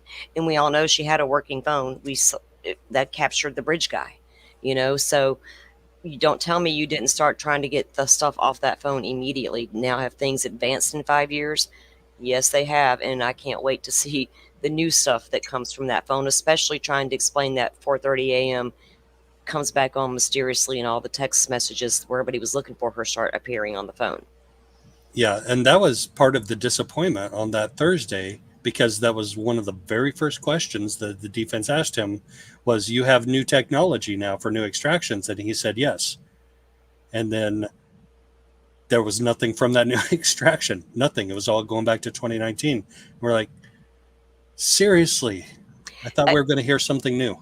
Right. And, and that's the issue with this darn case. It's like one thing behind the other. And the more you try to put your faith in, okay, maybe this is all on the up and up, then you see some more stuff that comes out and it makes you go, and that's the difference with not all cases are the same, and they're all need to be looked at independently and on their own merit. And that's with Delphi. And, I feel like a lot of times when you're trying to talk about Delphi, I don't like to get like crazy with all the craziness, but when you're discussing out of documents, it is what it is, and that's what we do here with Delphi. Because the documents alone and the way that things have played out with the court are enough to cause pause, and especially when you look at the investigation itself and what they may or may not have. And y'all know me, I'll do the little news clips throw them on TikTok, and I'll throw them onto the YouTube. And it's just to show people things and to remind us of things. And so, Becky, Patty, and I've got more video that I have not put out yet or done a video with, but I've got Anna Williams, I've got Carrie Timmons, I've got Becky, all saying law enforcement has told them they have DNA. They have a partial fingerprint that we know of. Now, does the fingerprint matter? Maybe, maybe not. It could have been anybody's fingerprint that knew the victims, because we're in the woods. Somebody brought up this the other day. I was in somebody's stream. DNA's everywhere. Yeah, it is, but you're in the middle of the woods in the air, so it's got to be contained to the victims. You know what I mean? We're not going to find some random DNA hanging out on the tree leaves, where everybody just walked through on their little picnic. That's not where you went to go to the trail. So it's not like grocery store. This was not a well-traveled area. This was not part of the path. You're not going to have a party house with hundreds of DNA floating around, sticking to every. This is what it is. So that was like I heard that and I was like, damn, really? Okay. So the other one that came down and these are the rulings from the 3-day hearings stuff. So this one is the court having had the defendant's second motion to dismiss based on newly discovered, destroyed, and or missing exculpatory or potentially useful evidence under advisement following a hearing conducted on July 30th. And having reviewed the exhibits submitted and the arguments of the counsel, now finds that the law against now finds the law is against the defendant. No evidence has been presented to the court that the state destroyed exculpatory evidence, nor that the state acted in bad faith. The defense argues that this alleged exculpatory evidence all relates to one person, Brad Holder. However, no evidence has been presented to support this argument, nor has any evidence been presented to negate the evidence offered by the state, which cleared Brad Holder of involvement in these crimes. Defendant's motion to dismiss is therefore denied. Um, does she really read everything the defense files? And there's more people than Brad Holder involved, lady. But I think he's the main one they're going after with the defense. I don't know. But also I found it interesting. So when they got the phones from Holder and his son, they did extractions on Logan's phone, but not on Holder's. Yeah, I don't even think they asked for Holder's phone, and that was one of the ISP detectives was asked about that, and he said, "Well, at the time, we didn't have any reasonable suspicion that they were actually a suspect, so we weren't asking people for extractions." But that's actually a Well, you asked his son. right, exactly. I'm not gonna say that's a lie because I'm not gonna call an ISP or a former ISP trooper a liar, but there were plenty of people that they were asking for extractions from. Why would you not ask for Brad Holder's? Right. That makes no sense, does it, during a thorough investigation? But we know this doesn't seem to be as thorough as it should have been. But I don't understand. I get it, if you made a quick connection between Abby and Logan, who were these girls seeing and dating? Who did they communicate with? So, okay, you're going to go look at Logan. He was a minor at the time, wasn't he? Or was he just above? No, Or he was was a he minor. above? Yeah, he was a minor at the time. So Yeah. why would you need this minor's phone extraction, but not his daddy's? Okay. Then I also, from what I understand, when they wanted to do Patrick Westfall's phone, he pulled a Stefan Stearns. I factory reset the phone, or I had to get a new phone. Oh, okay, Yes. cool, no problem, nothing to see there. Yes. Yep. New phone. Yeah, new phone. So after you realized they were going to come talk to you again, that's crazy to me. So there's a lot of things about this case that just drive you insane, don't make any sense. So we're going to look at this document for a second and read over that. Let me get my screen up here. Yeah, there are degrees of cases to me and degrees of certainty of guilt. So, like Stefan Stearns, I think we can all agree he's 99.999999999% guilty. I mean, Oh, hell yeah. and Sarah Boone, I mean, she's guilty of something. We don't know exactly what she's guilty of. What does the law say she's guilty of? She left Jorge zipped up in that suitcase to die. So she's guilty of something. We don't know what. But I mean, we have absolute clear evidence of that. But cases like this, cases like Brian Koberger, it's like the investigation just leaves us with muddled, clouded minds of what exactly the heck is going on here. Right. Agree.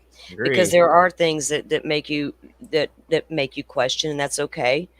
But this case with Delphi, I don't understand how it got to the level it got, especially knowing if you go back to the early days, like when they disappeared, and the talk that something really sinister went on out there. And then years later you start hearing about what might have went on, and I got Robert Ives' interview, and we will go over that eventually. We won't tonight because it's lengthy, and I do want to, when we do it, I really want to pay attention. I want y'all to listen to what he's saying, and it really sheds light on the early investigation and what they really thought was going on here. And he was convinced they would, because of the way that scene was, they'd find their guy pretty quickly, and they didn't. Was it just because you accidentally lost your tip, or Dan has a bad memory and doesn't remember interviewing the guy everybody in town and across the country is looking for 5 years? I don't know. It's some very unexplainable things, and it's going to be an interesting trial. I just wish we could see the darn thing when it happens. If any case needs to be in the light, it's this one. That's going to be the hardest thing to deal with when it actually goes to trial, is not being able to sit and watch it. That's going to drive me nuts. I'm telling you Oh right my now. God. I mean, in Valo, we got the damn audio at the end of the day. Mm-hmm. Anybody who wanted to review it was up all night listening to it or whatever. The next day you'd hear it. But Yeah. I don't want to do that. I mean, No. I'll take it if that's all we get, but I don't even think we're getting that at this point. Mm-mm. We can just look, and so getting accurate information coming out of the courtroom, not that Reactionary not stuff not too. that it's inaccurate, but will it be, like I said, everybody's interpretation could be a little different, or notes could be sketchy, and you may not remember everything. So We might it would miss be, something. Yeah, that's what I'm worried yeah, about. yeah, and we'll, and I don't want to have to wait for transcripts that cost thousands of dollars to come out later. It's like, really, Indiana, if That you is are that so is so competent in what ridiculous. you're doing, Yeah. and you've got nothing to really hide, and you understand the level this case has reached, why not? Yep. And show everybody, hey, we're not doing anything nefarious or shady over here. Now we're going to show you exactly what we got on this guy. And I prove don't, it to, yeah, that's it. Prove it to the world that this is the man that did it. You did the right thing, and here we are. yeah. I don't know. Joe, does Indiana normally put cameras in the courtroom, or is it No, always no? So see, no, um, Damn it. that's not gonna go. I don't look forward to her. I don't see her doing it. I'll be shocked if she no, allows a no. camera. It's Me not gonna too. happen. No. All right. And just like that, just like the case earlier, the Jacob Moneas case, the judge automatically, right off the bat, struck down media cameras. Have they ever explained as to why they do that by some Nope. chance, Joe? Nope, They just because don't they do it. can, because they're the judge and what they say goes. Right. Yeah. Gotcha. Yeah. They need to adopt some better sunshine laws, Lord. Do something. Okay. So the defense had filed this as a memorandum of law in support of admission of their evidence of alternative theories of the crime and third-party perpetrators.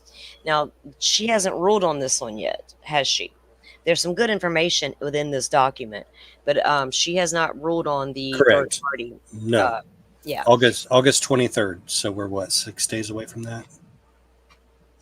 23, Yeah. 23. August 23rd, because I did not have that date. Thank you. I'm writing it down because I'm Same day as Sarah Boone. oh yeah. Yeah.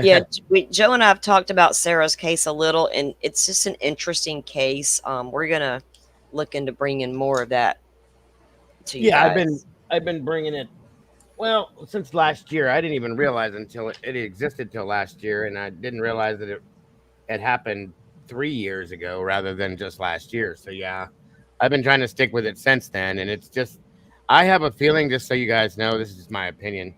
I think that the prosecution has another video or more besides the ones we've seen, and I think they have something else on her, and it includes that suitcase being beat around or bounced around or maybe thrown down the stairs. I truly believe that because there's just more to this. Well, the autopsy report says he has contusions to his torso. Yes, Mhm. There and are how did those happen? Did they happen?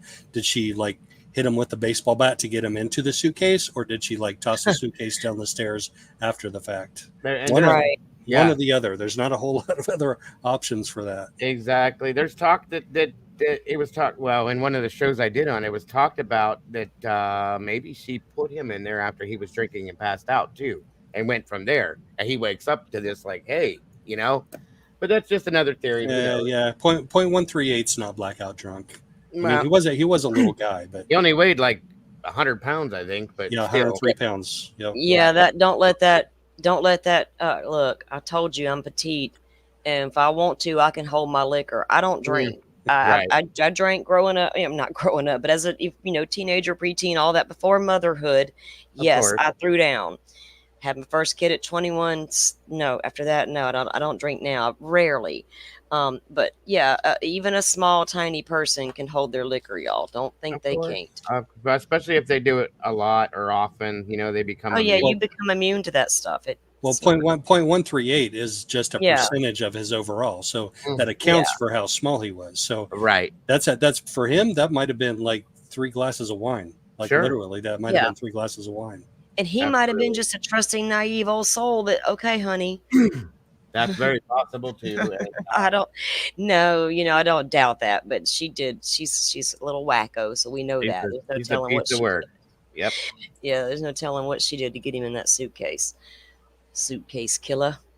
Yeah, she's different. That's for sure. I've been, like I said, every time I see something, I've been throwing it out there just because I cannot understand the what's the word here? I had the word on tip of my tongue. The entitlement that this woman has with everything she talks about. She's a I need more narcissist. internet. I need this. I need ongoing or nonstop phone Yeah. access. I mean, what the hell are you talking about? You know? She's just trying to get her way. That's when you study these people, you'll see these personalities, right? She's a Absolutely. And she's a Gen Z that was born before her time. Oh God, yes, yes. yeah, That's a good way to put it, sir. yeah, exactly, exactly. So this was the defense's motion to try, because what they want to do is bring in their Odinism theory. Hmm. And when I say Odinism, I'm talking about this brand of Odinism right here and nobody else's. What they do in Delphi.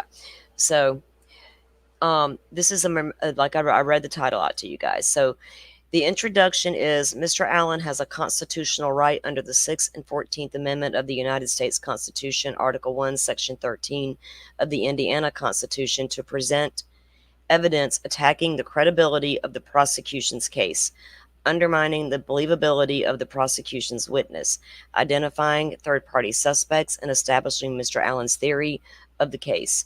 This right is the cornerstone of the adversarial process and essential to fundamentally fair trial, and denial of his rights constitutes structural error, whether rooted directly in the due process cause of the Fourth Amendment or in compulsory, I can't even speak tonight, process of or confrontation clauses of the Sixth Amendment. The Constitution guarantees criminal defendants a meaningful opportunity to present a defense. And they cite some case law. Um, the right is accomplished through the right to offer the testimony of witnesses and to compel their attendance at trial, citing more case law. It is necessary for both the accused and the prosecution to present their version of the facts to the jury so it may decide where the truth lies. Amen. Just as an accused has his right to confront the prosecution's witnesses, the purpose of the challenging their testimony, he has the right to present his own witnesses to establish a defense. This right is a fundamental element to the due process of law. When the prosecution seeks to prevent an accused the opportunity to present the other versions or possibilities regarding the alleged crime, either through cross-exam or his own witnesses and exhibits, they are arguing the trial court to commit not only an evidentiary error, but a constitutional error. I wonder if she doesn't allow this, could they use this on appeal? That's the whole point of putting it in there, because Right. Getting if it on you the don't, record. yes, if you don't get it on the record, then you can't appeal it later. Thank you. I learned that, and Taylor. Um, yeah, so that's where at least they're doing that, because if she doesn't allow this or whatever her little the way she interprets the rules, maybe somebody else will interpret it different on the Supreme Court. Right. Maybe we'll see. Exactly. Like the Supreme Court already interpreted Right. differently than she Mm-hmm. did. Exactly. When the prosecution seeks to prevent the accused the opportunity to present other versions and possibilities regarding the alleged crime. Did I read? I didn't read this either through cross. Yeah, I did. All right. Questions become what type of evidence is so critical and unique to Mr. Allen's defense that the U.S. Indiana Constitution's above and beyond the Indiana rules of evidence require its admission. The Indiana courts have answered that question by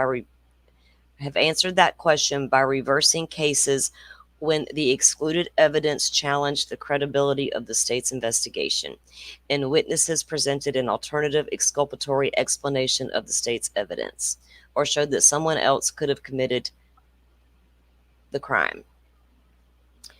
At the hearing on the prosecution's motion in limine, Mr. Allen presented evidence that the murders of Abigail Williams and Liberty German have ties to Odinism and were ritualistic. Mr. Allen also presented evidence that third parties are linked to the murders. The prosecution seeks to exclude evidence of third-party motive that is not relevant and/or probative value is outweighed by unfair prejudice. confusion of the issues, or has the potential to mislead the jury in violation of Rule 401. The prosecution further requests an order to exclude testimony or evidence concerning Odinism, cult ritualistic killings, Brad Holder, Patrick Westfall, Johnny Messer, Elvis Fields, Ned Smith, Rod Abrams, Keegan Klein, Jerry Anthony Klein, Ron Logan. The prosecution doesn't want the defense to walk in there and mention any of that, which was their own investigation. So no questions about our investigation prior to Richard Allen being arrested. Like, say what? I don't understand that, but that's what they. Okay.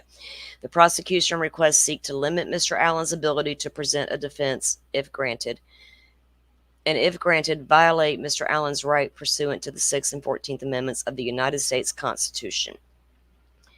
Mr. Allen is entitled to present evidence pursuant to 6th and 14th Amendments.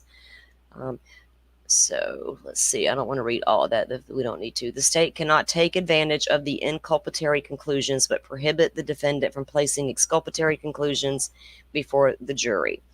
I'm just going to glance over here at chat and see if you guys have anything to say.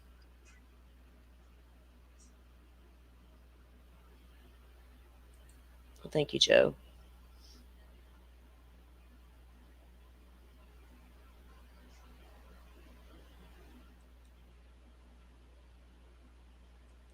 Doodle, you can't hold your liquor, honey.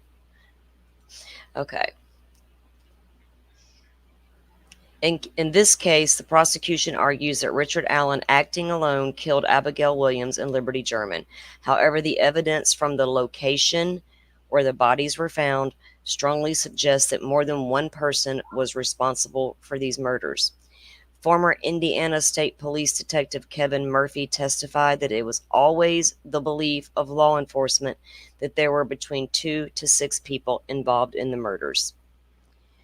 If the prosecution's argument is that Richard Allen acted alone, and there are alternative theories that the murders were committed by more than one person, then who are the additional people involved in killing Abigail Williams and Liberty German? The answer is that there are third-party suspects who have not been charged and who have no ties to Richard Allen. This leads to the conclusion that Richard Allen is innocent and that other individuals acting together killed Abigail Williams and Liberty German. Dr. Perlmutter, the director of Symbol Intelligence Group and adjunct professor of forensic medicine at the Philadelphia College of Osteopathic Medicine, and who trains federal, state, and local law enforcement agencies, testified that the murders were committed by individuals with ties to racist Odinism, also known as Asatru. Odinism and Asatru are polytheistic ideologies involving the worship of Nordic pagan gods, including Odin and Thor. These ideologies are nature-based ideologies, and their rituals generally take place outdoors, incorporate natural elements, and are typically performed near bodies of water. Both ideologies incorporate the use of runes, which are marks of mysterious and magical powers. Runes take on additional magical powers when charged by blood or when 2 or more single runes are coupled together to create a bind rune, and that is true. Both ideologies are incorporated magical thinking. Dr. Why can I not say this lady's name? I don't. Nobody can. That was the only one I've ever heard say it right. So you're not bad. Perlmutter further tests. I don't think I've had enough coffee tonight. Further testified that while Odinists have general shared symbols such as Odin's hammer, as they splinter off and form different kindreds, that word kindreds, they often develop their own. I've heard Westfall say that word so many times. Symbols and rituals. Social media has been a large part of this development as it allows individuals to access a wide range of interpretations, symbols, and ideas relating to Asatru and Odinism.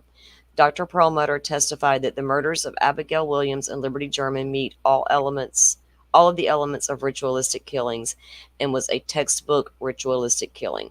The elements of a ritualistic killing include location of the crime scene. She testified that Odinism and Asatru are natural or nature-based ideologies, that these murders take place outdoors in a clearing of a wooded area and nearby the water. She testified that in Odinism and Asatru, clearings can be the location of a sacred circle where rituals and sacrifices take place. Now, if you walk in the light, you open a circle before a ritual for safety. And don't ask me how I know that.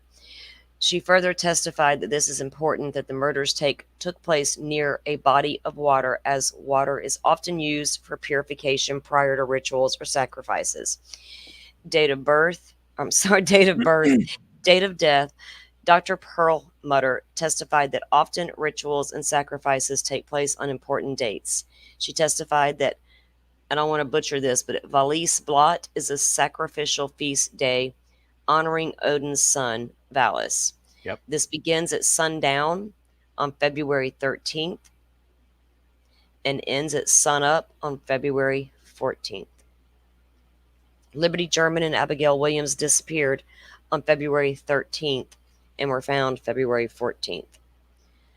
Cause of death. Dr. Perlmutter testified that ritualistic crimes are most often committed by sharp force injury to the neck, and that the slitting of the throat is indicative of a sacrifice and a oh my God, I don't have my page all the way over, so I can't see a few of these words. Sacrifice and an initial ritual. Both initiation. A sacrifice and an initiation ritual. Both girls were killed in this manner. You guys have any thoughts so far?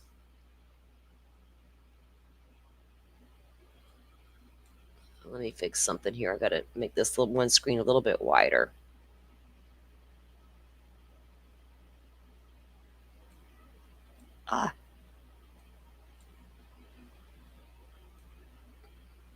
There we go. All right, everybody still good? You guys can still hear me? All good. Okay.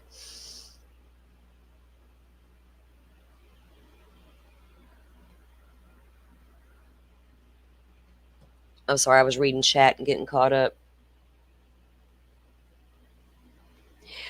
Well, it's not, I want y'all to understand I'm not talking about Odin's or Odinism in general. We're talking about a specific brand of Odinism that does exist in Delphi, Indiana. It exists throughout the country, but there's a really large population there.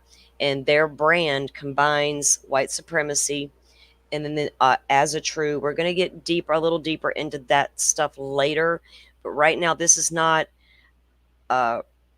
blanket Odinism, okay? So we need to understand that going in. It's really not about, I don't know how to explain it without I don't know how to explain it. So there's this like a different brand of Odinism, if y'all want to call it that.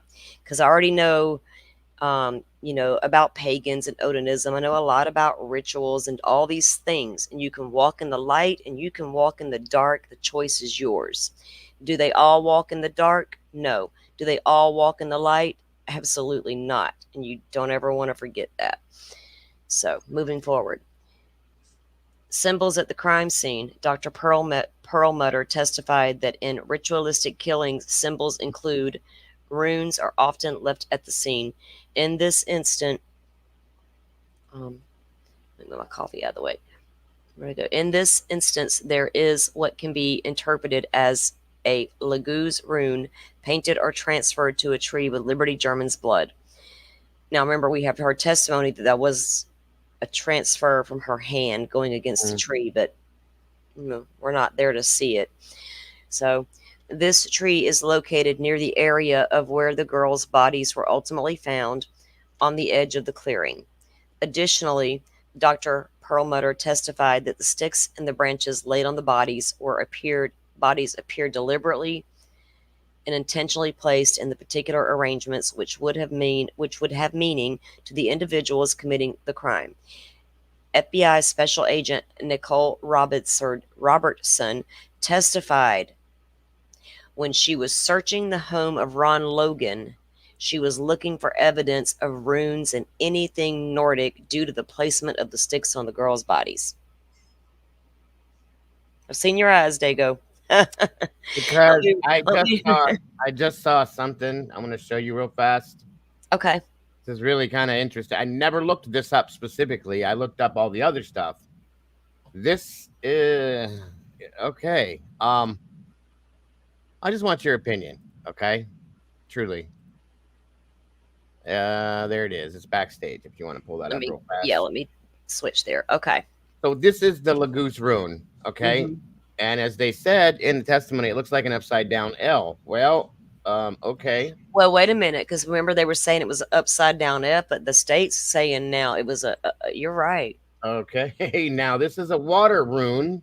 Okay, and it the true meaning behind it is the 21st rune of the Elder Futhark, and holds a special place within the ancient Norse tradition associated with water flow, intuition, and the subconscious. Laguz embodies the ever-changing nature of life and the deep, mysterious currents and guide journey. In this depth exploration of the Laguz rune, we will delve into history, blah blah blah, so on and so forth. But the it's attached to love as well, which is interesting to me in some sense because of somebody else that I had thoughts about possibly being involved in this. And Hmm. I'll get into that later. But Yeah, and guys, the alternate suspects named in this document that I read off a few minutes ago, they were all looked into by the mhm, police in their own investigation. Every single one of those guys are admitted yeah, Odinist and Azatru. Okay, so this yeah, not like, and it's like Joe is explaining, they're a whole different. They're not like your it, run of the mill Odinists, I guess. And we're gonna look at one of the alternate suspects a little deeper mhm, coming up, not tonight, but you'll see that he's exactly what he says he is, and he makes no absolutely, bones about it. Um, absolutely, and so you got to keep all that in mind. We're not just talking about a specific group of people. This isn't about going after a group of people. I just no, want to make no, that clear, and at the same time, explain to you guys what is really going on with this particular situation. So I don't want you to yeah, misinterpret it. So, but I thought that very interesting that. So that means very early on, because remember, guys, they were found on Ron Logan's property. We know mhm, there was search warrants served. We went over Ron Logan a little bit the other day, in the streams. He was looked into. Was he the bridge guy? All the things. But when they go to search his home, they're specifically looking for that evidence, yeah, yeah, and they don't find any, I guess. no, Mm-mm. no, no, no. Okay, so they were That's looking for of that. So the emails between FBI and state police superintendent. Oh, wait a minute. Let me get my screen back up there. yeah. I'm sorry, I didn't mean to No, interrupt. you're good. That I forgot. Y'all know me. I'm getting get used to all this. You're doing great. So the emails between FBI and State Police Superintendent Doug Carter all provided evidence of the belief by law enforcement that the evidence left behind at the crime scene, including sticks found on the girls, supported the possibility that the killers were Norse paganists. Now, we know from Facebook posts from the other guys that were named earlier, um, they posted about this stuff Hmm. openly. Proudly, And we know that the defense traveled and met with someone, and we already that happened, but we already knew that a tip had come in about Brad Holder, and we knew that Holder had already been making posts on Facebook. He even had a post mimicking people in the woods laying on the ground with sticks yep. on top of them. So like I said, not everybody walks in the light, and and was it a immature group thinking they could accomplish something that went south? I don't know that either. I don't know what they were doing out there, or if this is even true. I know this stuff is all real and true, but is it what happened in the woods that day? I don't know yet. But I know it was heavily investigated. Now they're saying, oh, no, not really. That's nothing to see there. Well, and the thing is that there were investigators, so that you guys don't get confused. There were investigators from the very beginning of this case, not just recently. But this didn't just come up recently. The very beginning of this case, they had thoughts about this from the start. Okay, just Yeah. to remind people of I that. mean, 'Cause they were Yeah. looking into the alternate suspects very early on. Go ahead, Yeah. Joe. No, I was going to say from day one, they thought it was 2 to 6 people involved. Yep. And they Mhm. were interviewing people like Brad Holder as early as I think the 17th, February Yes. Mhm. 17th. Yep. Yep. Yeah. And they Yeah. conveniently lost that interview. So Yeah. interesting. That I think that was the interview they said was recorded over in the system. Yep. They didn't realize it was set to re-record, but every 30 days or whatever their excuse was, they seemed to have an excuse for everything. Like even Nick now saying, "No, geofencing's garbage." Huh. Very shoddy police work, in my opinion. Yeah, it makes you really think that I mean, you when you go back and review all the interviews with law enforcement, and even Robert Ives talks about how many, like, there was because I watched it again the other night, and I was like, wow, I didn't really soak that in the first couple times I watched this for some reason, but there were literally so many investigators that came in to work this case, but between the FBI, the state police, and the local authorities, and whatever. So there were a lot of guys and good manpower, he said, and they literally would looking into all the guys in town. Go check this guy out. You'd get a list. Yeah. Go look at this guy. Go look. Really? And none of y'all thought. It's odd that Very, very much so. nobody looked at Rick Allen for 5 years until they discovered that tip. Now, When they had an interview with the DNR officer where he admitted that he was on the bridge that day. Hmm. yeah, That's just insane. Like in Why didn't you have him? best case scenario, it's ineptitude, right? And this is what Yeah. they're claiming. Yeah. We just missed it. We just filed it away and we didn't catch it. Well, That's there's the two- best case scenario. Worst there- case scenario is they intentionally like put it on the back burner for so and long. there's too much of that has come up within this case to step Yeah. back and go, nah, man, just too much. That's all I'm saying. I keep saying that the prosecution and the judge alone has caused pause in this case and made Right. me look and go, what? Is that really like normal for Indiana? Let me go look now. And I'm How- like, well, maybe it is, but wow, all the things that this No. case is just incredibly how- insane. How inept can multiple agencies be within a case at this level, though? Do you know what I'm saying? How is that possible? And it's so hard to go, well, things happen. I mean, So if it- all you really got some DNA, or they come to find out, I guess they got DNA and a fingerprint or whatever, and they realize they got the footage on the phone. That's all they got. And this unspent round that they found in the dirt. I wondered if they were able to extract any DNA from that shell casing, and there's a method to do so. of course. I've looked it up. I know who she is and what she does, and she really at the forefront, for this technology and getting one of the first ones to be able to get DNA from those types of casings. So where did this DNA come from? If you have it, where did it come from? If it's not any of your alternate suspects that you went through and you got swabs from all of those guys, and it doesn't match any of them, including Elvis Fields, who claimed he spit on the victim. So that's another insane piece. Why even say that if you didn't do it, right? Well, he didn't technically, he didn't say he did it. He said, what if so he agreed to submit to a swab, a DNA swab. So I think they call that a buccal swab or a buccal swab. He agreed to submit to that, and that was at the police station. And as Murphy was, no, it wasn't Murphy. Was it Murphy? Anyway, as he was being dropped off, yes, Murphy. That was Kevin Murphy. As Kevin Murphy was dropping him off back at his trailer in Rushville, he turned around and asked him, what if that swab comes back as a match for some DNA that you find on Abby or Libby? He said, what if?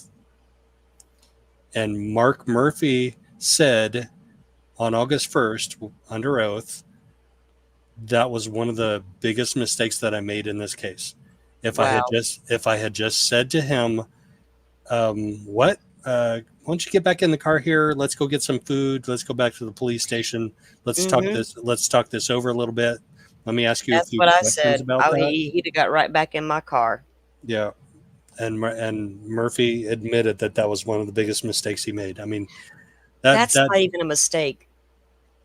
That's he's so tore up over it though. So he's tore up over it now, but how was he then? You know? right. You're tore up over it now because you realize you look real foolish, probably. I mean, I would imagine. I mean, if you know what, if I made that kind of mistake, I'd be tore up about it too.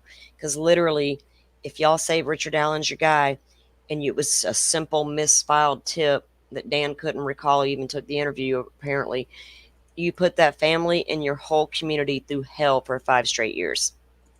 Yeah. Constantly coming out there. If you know anybody, notice the gate, notice a change in behavior. Yeah. They're all looking at each other in this town at this point, right? Everybody's looking at each other because it's a small community. I live in a small community. If we have two girls in the woods tomorrow morning, we're going to look at everybody we pass on the damn street. Everybody I run into at that corner store getting gas, I'm going to be looking at them sideways for a minute. So we figured this out. So you put your entire town through hell for 5 years over a misfiled tip that Dan couldn't recall that he did. I just don't know. It don't make any sense. So I think y'all owe your community and these families a really big apology and quit pretending y'all didn't screw up. That's a huge screw up in my opinion, especially when you kept going and on about looking and getting money tips and all the things. Yeah. So Exhibit H to Nicole Robertson's deposition.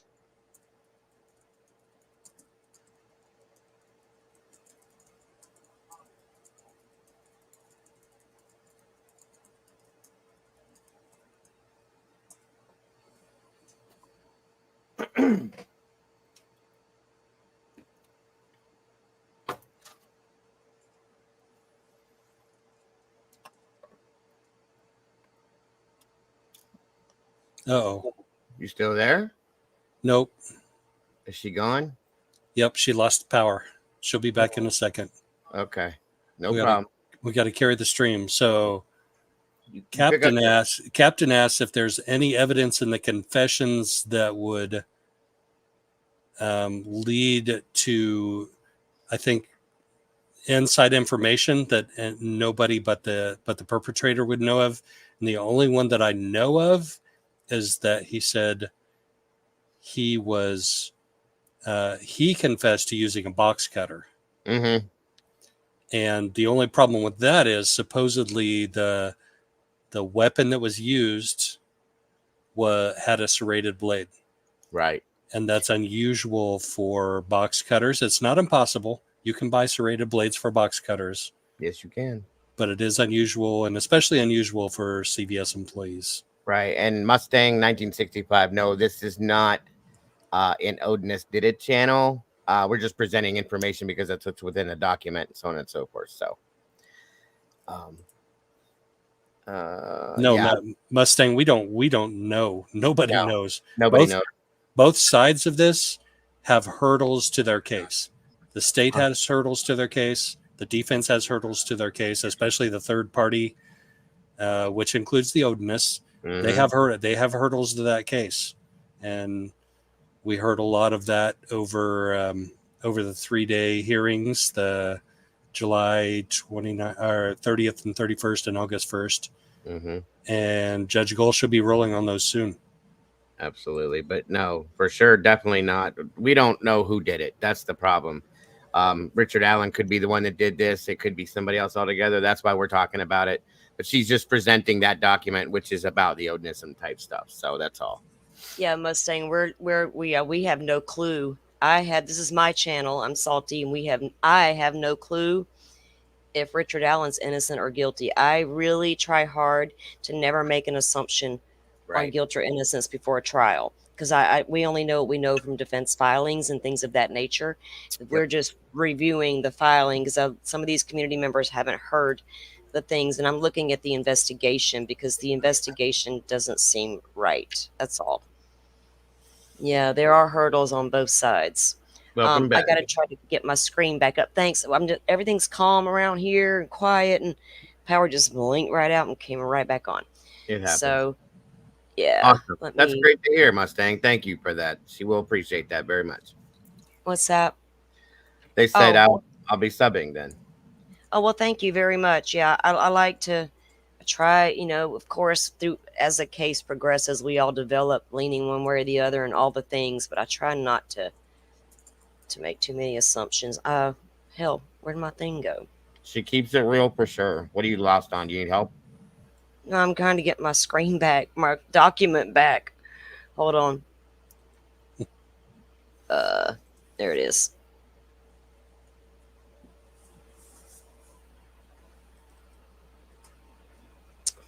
Good Lord. Oh, duh. If I did it right, it would be a big help. Sorry.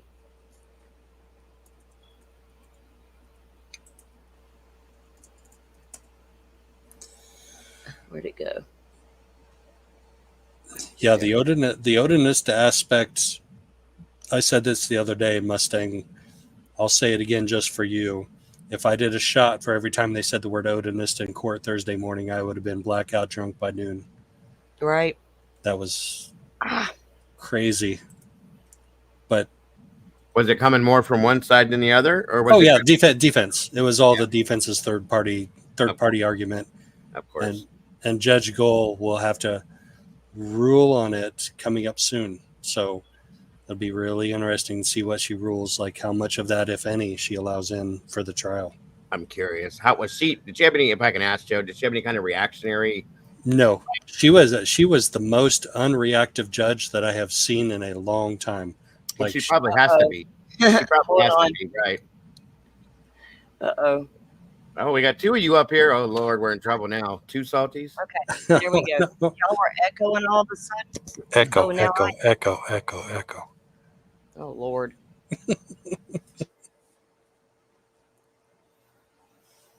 No, she didn't react. She didn't interrupt the attorneys. She let them speak. She didn't make rulings unless she had to. She just took all the evidence in. She soaked it all in. Yeah. She made them prepare all of the exhibits and take them to the clerk to get tagged. And it was funny because so the defense starts out with exhibit A, and they go all the way up to Z, and then they go double A up to double Z, and then they go triple A. Triple, yeah. Defense was up to triple T by the time they got done. Wow. And wow. The state goes numerically 1, 2, 3, 4, 5, and I think they were only at like 37, 38 by the time they were done. So there were way more defense exhibits than there were state exhibits. Yeah, of course. By a huge margin. Right. Welcome, Chris Owens. Good to see you. It's definitely going to be interesting. Definitely going to be interesting. I'm curious. I'm curious to see how she reacts to the Odinistic conversation and you know what I mean? Yeah, the key threshold there is going to be, well, the key is going to be the threshold. So when McClelland presented his opening for the motion in limine, which was actually the state's motion. So the state's motion in limine was to suppress the defense's third party arguments. Right. Gotcha. And so, but actually they let the defense go first with their argument, and then the state responded. And McClelland's argument was the threshold is you have to have direct physical evidence linking a third party to the scene of the crime to be able to present that at trial. Gotcha. Yes, Salty, I'm setting up right now. And he actually said at one point you have to have direct DNA evidence of a third party at the scene of the crime to present it at trial, which is absolutely absurd because I don't know that they have direct DNA evidence. According to the probable cause affidavit, at this point, they don't even have direct DNA evidence of Rick Allen being at the scene of the crime. As far as I know, according to the probable cause affidavit, they have the tool mark evidence and they have his confessions, and they don't have a whole lot else right now. So they're expecting a higher burden of proof on the defense, and that may be the case. I don't know. I'm not a lawyer. I'm not a judge. I don't know. But they're putting a higher burden of proof on the defense for a third party person just to talk about in trial, just to propose, just to say, hey, maybe this person might have been involved, than their own burden of proof for Rick Allen to be guilty of murdering 2 teenage girls. Right. Absolutely. All right, guys, we're going to head over to my place. The weather is not helping down in Florida tonight. So, Doodle, please put my link in the chat for anybody that may not have been to my place yet. I'm going to shut down, and I will be live within seconds, folks, or, well, probably about a minute. So, Joe, you have your, I'll just drop links in the chat. I'll give Salty her link back here, and I'll give you yours in chat, and you come right back up like we are, okay? Sounds good. All right, guys, I'll see you soon. And again, make sure you like this video on your way out the door, guys. Please and thank you if you haven't. And, okay, Cap, I got you. Who's Dago? You're funny.